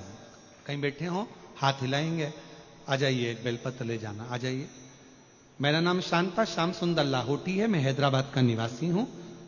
गुरुजी, मैं बाबा के बारे में और शिव पुराण के बारे में क्या कहूं। नवंबर 2023 में मेरे पति देव को खून की उल्टियां हुई। हमारा परिवार बहुत डर गया, हॉस्पिटल किम्स में भर्ती कराए और डॉक्टर सारी जांचें कर कर कहा लंग्स में गांठ निकली है। कहने लगे कि इनको कैंसर की गांठ है, तुरंत ऑपरेशन करना होगा। गुरुदेव, हमने हार नहीं मानी और शिवजी पर जल और बेलपत्र चढ़ाना और उनको पिलाना प्रारंभ करा। गुरुदेव, थोड़ा सा समय बीता, ऑपरेशन का डॉक्टर ने कह दिया, थोड़े से घबरा गए, करें क्या। आखिरी में विचार करा कि ऑपरेशन कराएंगे पर थोड़ा सा समय मांगा जाए। समय मांगकर हम आए और घर पर लेकर आ गए। बच्चों ने कहा कि वो सियोर वाला महाराज कथा कहता है और कथा को अगर ध्यान से सुना जाए और जो उपाय बताता है वो करा जाए तो उसका लाभ जरूर होता है। हमने हमारे पिताजी से कहा कि आप श्री शिवाय नमस्तुभ्यम कहना प्रारंभ करो, बाबा का नाम लेना प्रारंभ करो। रोज शिवजी पे चढ़ा हुआ जल पिताजी को लाकर देते और बाबा का नाम लेने का उनको कहते। रोज प्रतिदिन यही करते करते फिर मन में आया कि वापिस एक बार जांच कराई जाए। डॉक्टर ऑपरेशन का कर रहे हैं, एक बार फिर पुनः जांच के लिए भेजा जाए। तब फिर दूसरे डॉक्टर के पास लेकर गए, क्योंकि घर के लोग कहते हैं कि शिव महापुराण की कथा अपना असर जरूर दिखाती है। एक बार वापिस दूसरे डॉक्टर से जांच कराई जाए और हम दूसरे डॉक्टर के पास दूसरे हॉस्पिटल में लेकर गए तो डॉक्टर ने जांच करना प्रारंभ करी और जांच कर कर कहा कि इनको कोई बीमारी नहीं है। श्याम जी, आपके गली में जो आपकी नली है, उस नली के अंदर सुपारी का एक टुकड़ा फंस गया है, जिसके कारण आपको गठान जैसा महसूस हो रहा है। और बाबा की कृपा से आज पूरी तरह से कोई कैंसर नहीं, कोई तकलीफ नहीं और शिव जी की कृपा से आज श्याम जी पूर्ण तरह से स्वस्थ हैं। हम बाबा को यहाँ प्रणाम करने के लिए आए हैं, नमन करने के लिए आए। मैं भूतड़ा परिवार को धन्यवाद देती हूँ जिन्होंने हमको ये पवित्र कथा सुनने का मौका दिया। ब्रजगोपाल जी, आपको फिर साधुवाद। खूब बाबा की ऐसी ही कृपा बनी रहे। एक बार जोरदार ताली बजाकर साधु करें। साधु शिव शिव है, शंकर शंकर है, शंभु शंभु है।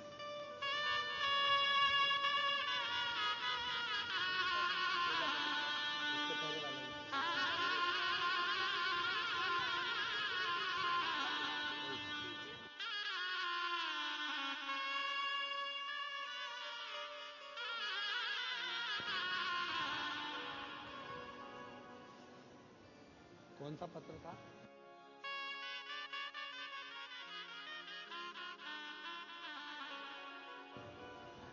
इनकी बेटी को एक तकलीफ थी, डॉक्टर के हिसाब से वो ठीक नहीं हो सकती थी, हाइपर एक्टिव थी। वो डॉक्टर ने कह दिया था वो ठीक नहीं होगी, पर बाबा की कृपा से 13 साल की बेटी पूर्ण तरह से स्वस्थ हुई है। एक बार जोरदार ताली बजाकर साधु। शिव शिव है, शंकर शंकर। और महादेव नमन चरणों में स्वीकार कीजिए, सबका किया है मेरा भी उद्धार कीजिए, उद्धार कीजिए। एक बार आप भी बोलो, महादेव नमन चरणों में स्वीकार कीजिए, सबका किया है मेरा भी उद्धार कीजिए, उद्धार कीजिए। है त्रिपुंडधारी, है त्रिशूलधारी, है त्रिपुंडधारी, है त्रिशूलधारी। चरणों में तेरे बाबा जी पावन है चारों धाम, चरणों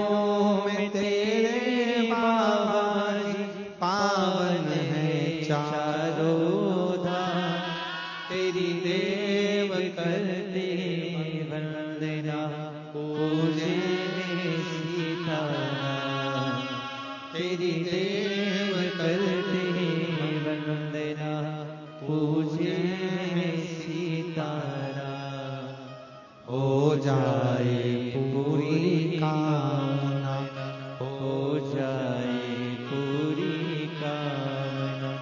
उपकार कीजिए सबका किया है, मेरा भी उद्धार कीजिए, उद्धार कीजिए।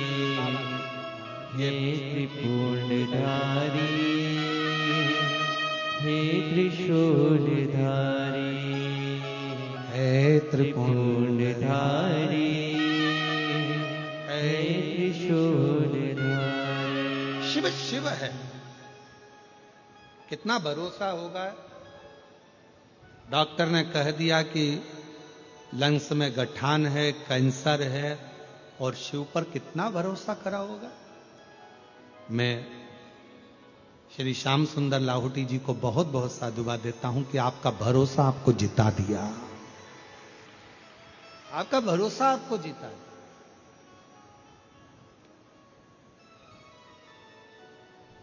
गठान है, कैंसर है, फिर विचार करा, एक बार कथा दिल से सुनो, श्री शिवाय नमस्तुभ्यम कहो।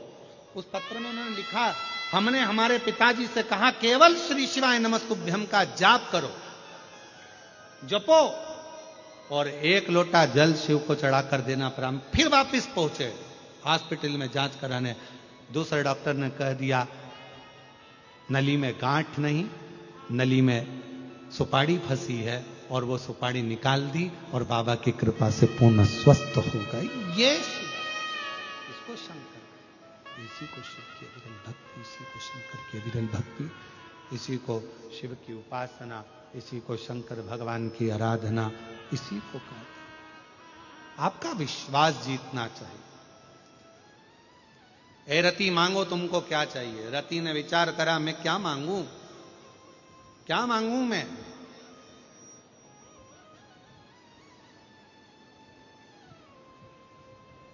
क्या मांगू मैं भगवान, क्या।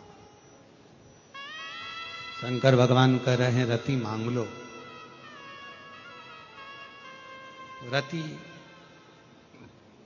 हाथ जोड़कर बोली, बस मेरा पति मुझे वापिस दे दो, मेरा पति मुझे दे दो, और मुझे कुछ भी नहीं चाहिए, बस मेरा पति मुझे मिल गया। शंकर भगवान बोले वो तो भस्म हो गया। कामदेव तो मेरे सामने जलकर भस्म हो गया, और तुम कह रही हो कि मुझे पति दे दिया। अब वो कामदेव तो भस्म हो गया, तो मिलेगा कैसे। रति ने कहा कि आहूं में असर होगा, घर बैठे बुलाएंगे, तुम रूठे रहो भोले, हम तुम्हें मना लेंगे। तुम कहते हो हमें काशी प्यारी है, तुम कहते हो भोले हमें काशी प्यारी है। एक बार तो आ जाओ, काशी भी बना देंगे। एक बार तो आ जाओ, काशी भी बना देंगे। तुम रूठे रहो भोले, हम तुम्हें मना देंगे। बाबा आप कह रहे हो कि मेरा पति जलकर भस्म हो गया, मेरा पति कामदेव जलकर भस्म हो गया, आप कह रहे हो। रति मुस्कुरा कर कहती है शिव जी के सामने, मैंने आपकी आराधना करी है, और शंकर भगवान को एक लोटा जल चढ़ाने वाली मेरी जीजियों, मेरे जीजाओं, मेरी बेटियों, मेरे बेटाओं, और जितने आस्था चैनल पर कथा सुन रहे हैं सारे शिव भक्त, भारत की भूमि, देश और विदेश में बैठकर शंकर की कथा का रसतत्व ग्रहण करने वाले शंकर के भक्तों से निवेदन है, याद रखना, रति जैसे शिव के सामने अड़ जाना कि मैंने आपकी आराधना करी है तो मेरे पति को तो देना ही पड़ेगा। मैंने आपकी आराधना करी है, आप कह रहे हो कि मेरा पति भस्म हो गया। भस्म आपके क्रोध की ज्वाला से?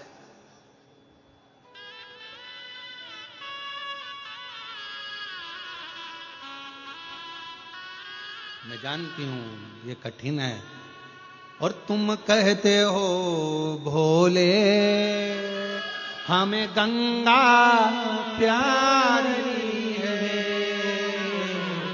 आप भी बोलिए, तुम कहते हो भोले हमें गंगा प्यारी है। और शिव भक्त क्या कहता है? एक बार तो आ जाओ, गंगा भी बुला लेंगे।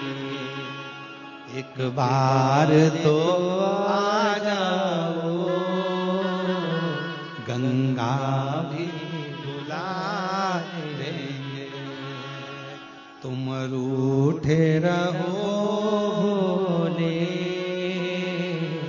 हम तुम्हें मना लेंगे। बाबा ऐसे काम नहीं चलेगा। मेरा पति भस्म हुआ, आप जानते हो, मेरा पति भस्म हुआ, दुनिया जानती है, पर मुझे मेरा पति चाहिए।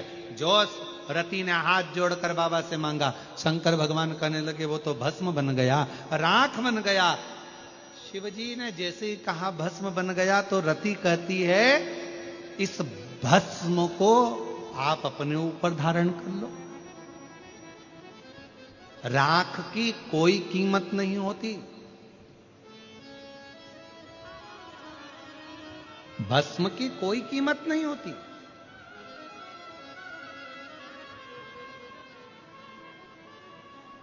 अच्छा एक बात बताओ, कचरे की कोई कीमत होगी? अरे जम के तो बोलो नहीं। पर वही कचरा अगर किसी सुनार की दुकान का हो तो? अब जम के बोलो, कीमत होगी कि नहीं होगी? कचरे की कीमत नहीं है, पर कचरा अगर सुनार की दुकान का है तो उसकी कीमत है। राख की कीमत नहीं है, भस्म की कीमत नहीं है, पर वही भस्म यदि शिव पर चढ़ी है तो वो कीमत वाली है, उसकी कीमत है।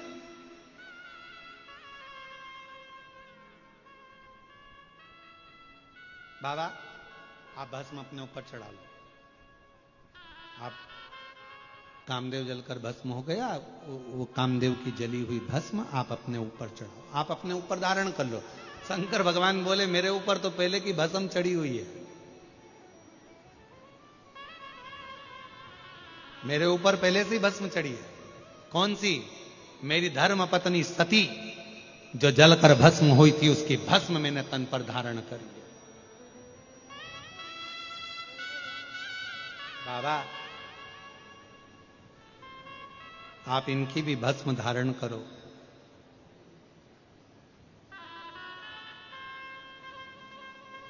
आप इनकी भी भस्म धारण करो। शिव जी ने मना करा, रति हाथ जोड़कर खड़ी रही। आपने कहा है वर मांगो, आप कहते हो वर मांगो, मैं वर मांग रही हूं, मेरे पति की भस्म आपके तन पर चढ़ा लीजिए। क्यों? रति बड़ी विद्वान थी, बहुत चतुर थी रति।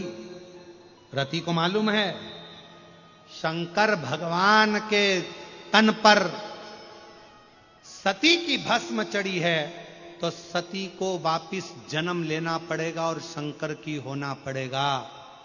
सती वापिस जन्म लेगी, और रति जानती है अगर कामदेव की भस्म शिव के शरीर पर चढ़ गई तो कामदेव भी फिर जन्म लेगा और कामदेव मेरा होकर रहेगा। एक बार भस्म चढ़ना चाहिए, बस एक बार, बस। और शिवजी मना कर रहे हैं, मैं कामदेव की भस्म अपने मस्तक अपने शरीर पर धारण नहीं करूंगा, मेरे ऊपर तो सती की भस्म चढ़ी है।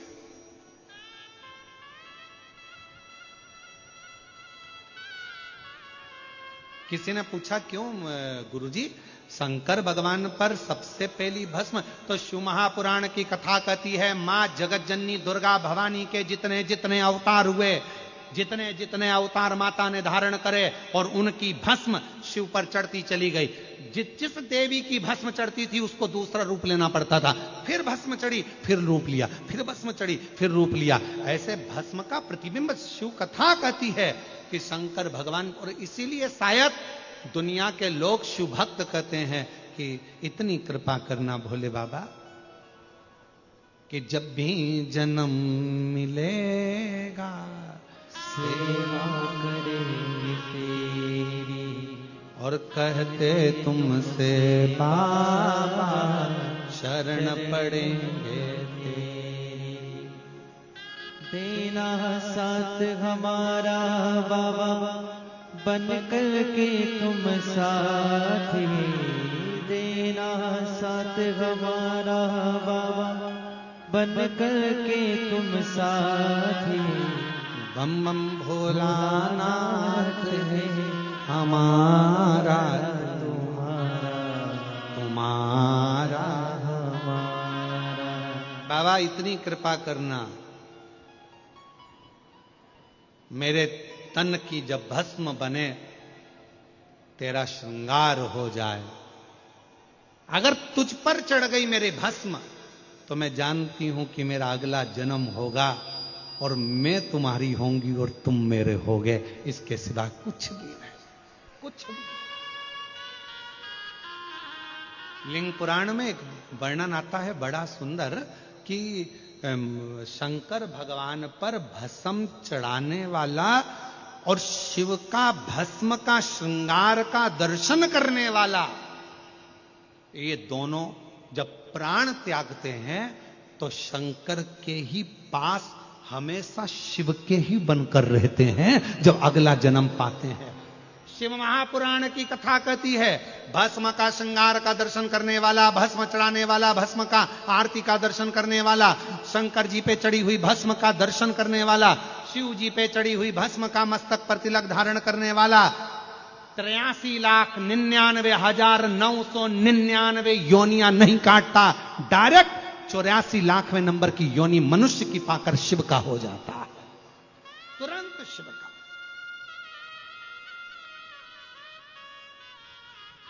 उसका जन्म बार बार नहीं होता। शास्त्र कहता है मनुष्य अगर प्राण छोड़ेगा तो वापिस उसको फिर छुपकली बनना पड़ेगा, झिंगुर बनना पड़ेगा, इल्ली बनना पड़ेगा, जलचर बनेगा, थलचर बनेगा, वायुचर बनेगा।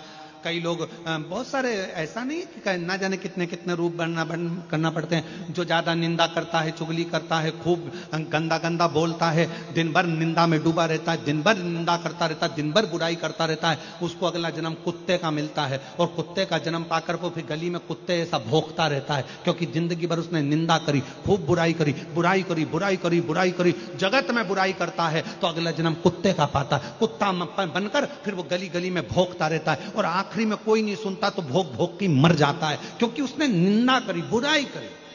जो दिन भर छुपकर, एकदम चुप रहकर, छुपकर दिन भर अंदर ही अंदर एक दूसरे को कोसते रहते, जलते रहते, जलते रहते, वो माथे में जुआ बन जाते, जुआ। फिर उनको कोई ऐसा निकाल लेता है और निकाल के अंगूठे पे रख के निपटा देता है, वो जुआ बन। तो जिन जिन के माथे में जुआ हो उसको देख लेना, एक बार तुम्हारी पड़ोसन ही हो सकता है। अंदर तुम्हें देख देख के जल रहा है, कुड़ रहा है, अंदर अंदर बस भीतर से जले जा रहा है। इतना कैसे कर लिया, इतनी फैक्ट्री कैसे बना ली, इतना व्यापार कैसे बन गया, इतना मकान कैसे बना लिया, इतनी गाड़ी कैसे आ गई, इतना बंगला कैसे आ गया। जो अंदर से कुड़ता रहता, कुड़ता रहता, कुड़ता रहता है, एक ना एक दिन वो मरने के बाद, बोलो जम के बोलो, जुआ बन जाता है। और फिर उसको धीरे से निकाला जाता है, अंगूठे पर रख के निपटा दिया जाता है, जा फिनिश।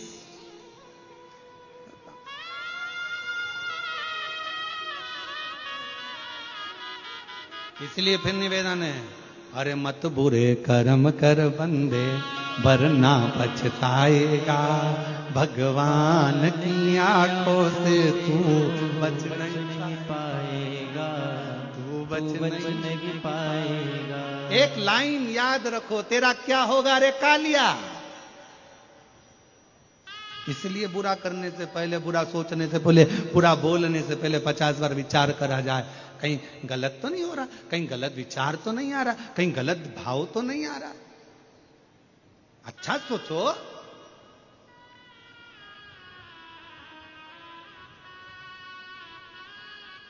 शिव कथा कह रही है, मेरे पति की भस्म। रति कह रही है, कामदेव की भस्म आपने ऊपर चढ़ा लीजिए। शिव जी मना कर रहे हैं, मैं कामदेव की भस्म नहीं चढ़ाऊंगा, मैं कामदेव की भस्म नहीं चढ़ाऊंगा। और मेरा निवेदन इस व्यासपीठ के माध्यम से, हम इस व्यासपीठ के माध्यम से निवेदन करें, कभी मौका मिल जाए बाबा के भस्म का दर्शन करने का, कभी मौका मिल जाए मेरे महाकाल के भस्म आरती का, कभी मौका मिल जाए मेरे शंकर के ऊपर चढ़ी हुई भस्म को अपने मस्तक पर लगाने का, एक क्षण की भी देरी मत करना, एक क्षण की भी।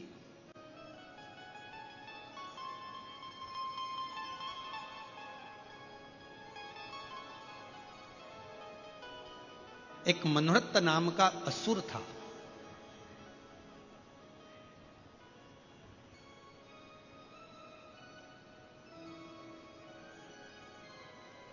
मनोरथ नाम का एक असुर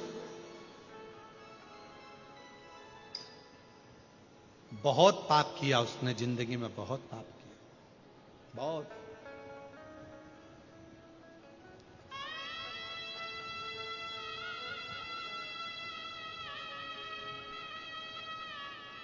उसको बहुत भोगना था, असुर था, बहुत भोगना।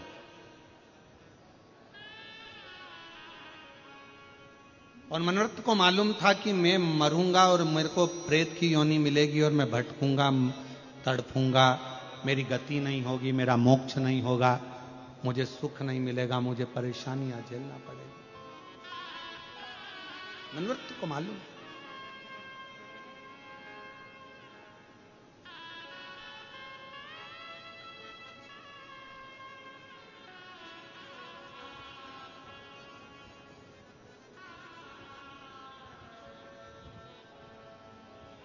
एक शिव भक्त प्रातः शिवजी पर भस्म लगाकर उस भस्म का त्रिपुंड धारण कर कर जल पीने के लिए सरोवर में गया। जैसे ही उसने जल भरा, उसके मस्तक की थोड़ी सी भस्म जल में गिर गई। मनोरथ नाम का असुर वहां से निकल कर जा रहा था, उसको भी प्यास लग रही थी, वो पानी पीने के लिए गया। उसको नहीं मालूम कि किसी शिव भक्त के माथे की भस्म जल में गिर गई है और वो जल मनोरथ ने पी लिया। उसी क्षण उसके प्राण छूट गए। और शास्त्र कहता है कोई नरक नहीं भोगा, स्वयं शंकर के गण उसको लेकर, शिव गण भगवान शंकर के कैलाश लेकर जा रहे। कैलाश भस्म भस्म है। एक बार काशी में कोई एक व्यक्ति भस्म बेच रहा था, तो एक अंग्रेज आया। अंग्रेज ने भस्म का पैकेट उठाया और पैकेट उठाकर पूछा, इसकी एक्सपायर डेट कब की है?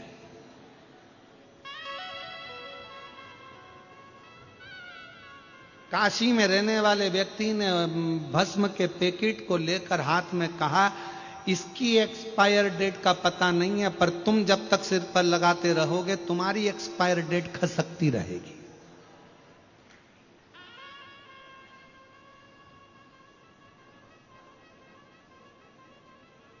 इसका ठिकाना नहीं मालूम, परंतु हे त्रिपुंडधारी, है त्रिशूलधारी, है त्रिपुंडधारी, है त्रिशूलधारी। बस मस्तक पर भस्म का कितना भाव। स्वयं रति कह रही है कि मेरा पति चले गया, कामदेव भस्म हो गए, आपने जैसे सती की भस्म अपने तन पर धारण करी है वैसे इनकी भस्म पहनो। शिव जी मना कर रहे हैं, मैं ये भस्म धारण नहीं कर सकता, इस भस्म को मैं धारण नहीं करूंगा, इसको मैं धारण नहीं कर सकता। क्योंकि शंकर भगवान को मालूम है अगर मैंने भस्म लगा ली तो इस कामदेव को वापिस पृथ्वी पर जन्म लेना पड़ेगा, इसको वापिस आना पड़ेगा। और रति पीछा पकड़कर बैठी है, आपको भस्म धारण करना पड़ेगा, धारण करो।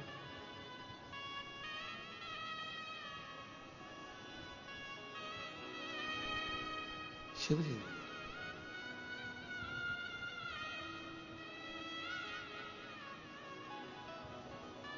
शिव कथा कह रही है।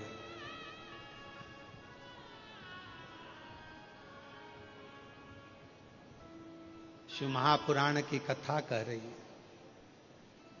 रति की आंख से आंसू बहने लगे। बाबा आप ही ने तो अभी कहा था कि कुछ मांग ले, और मैंने मांगा और आप मुझे वो दे नहीं रहे। शिव जी कहते हैं और कुछ मांग ले। नहीं, रति कहती है मुझे तो बस केवल, आप मेरे पति के प्राण नहीं दे सकते, मत दो, आप तो इतना सा करो ना कि मेरे पति की जो भस्म है वो अपने तन पर धारण कर लो, बस इतनी सी बात, और कुछ नहीं चाहिए।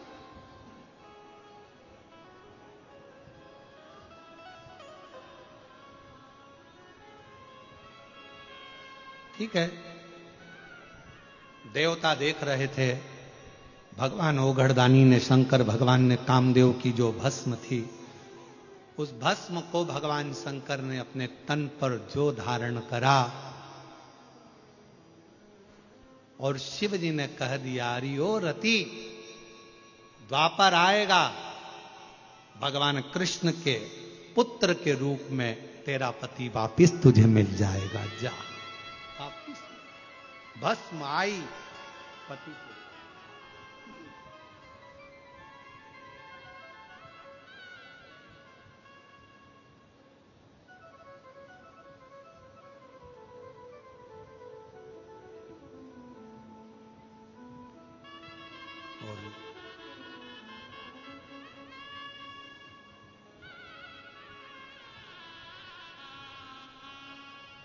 मेरी भस्म चढ़े आप पर, हो उद्धार हमारा। बाबा, भस्म का श्रृंगार, भस्म का दर्शन और भस्म धारण करना, ये भगवान शंकर की अविरल भक्ति है। और मेरी जीजियों, मेरे जीजाओं, बेटियों, बेटाओं, मेरी माताओं, मेरे बुजुर्ग, मेरे माता पिता तुल्य जितने भी भाई बंधु बैठे हैं, आप सबसे निवेदन करूं, ज्यादा नहीं तो प्रयास करा करो, अपने घर में काशी की या उज्जैनी की या जो भी बड़ा शिवालय हो, वहां की थोड़ी सी भस्म अपने घर में होना चाहिए। क्यों? कभी कभी हफ्ते भर, 15 दिन, 20 दिन, 25 दिन में वो भस्म यदि हमारे कंठ पर, मस्तिष्क पर, या अपनी जो अच्छी जगह है, कोई फैक्ट्री है, कोई दुकान है, कोई व्यापार है, कोई व्यवसाय है, अन्य जगहों पर कोई कह देता है इसने टोना कर दिया, कोई ने कहे उसने टोटका कर दिया, कोई ने कहे इस पे कुछ ने कोई जादू कर दिया। ना ना ना, शंकर की भस्म अगर किसी घर में है, शिव के शिवलिंग पर चढ़ी हुई भस्म यदि आपके पास में है, तो दुनिया का ना तो कोई टोना हो सकता है, ना कोई टोटका हो सकता है, ना कोई हवा हो सकती है, ना कोई हानि हो सकती है। शिव भस्म में वो बल हो, शिव भस्म।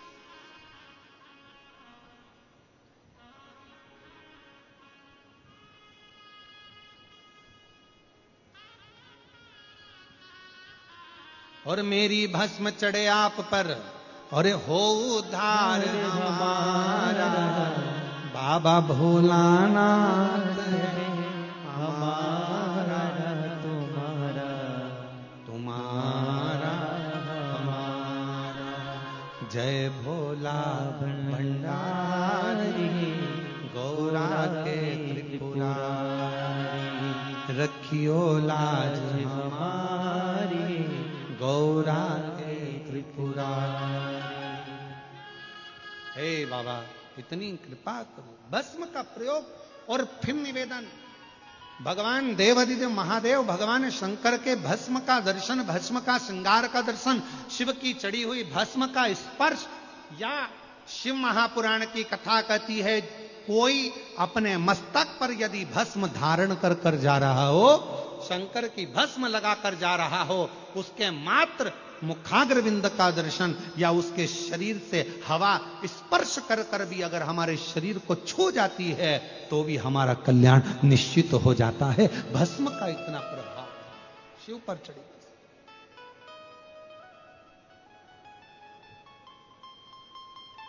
शंकर भगवान पर चढ़ी भस्म का इतना भाव, इतना।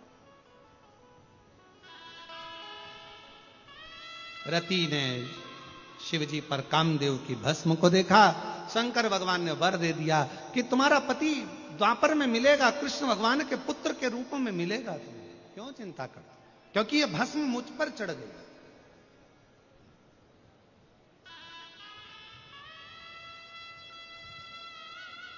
आप लोग कभी उज्जैन गए? कौन कौन गया है? जरा हाथ उठाओ। सब गए?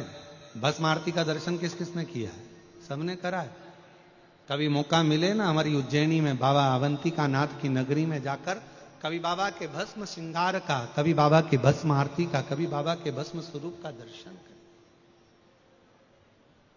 कभी विश्वनाथ जी जाएं तो बाबा के भस्म स्वरूप का दर्शन करिए, भस्म आरती का दर्शन बाबा का।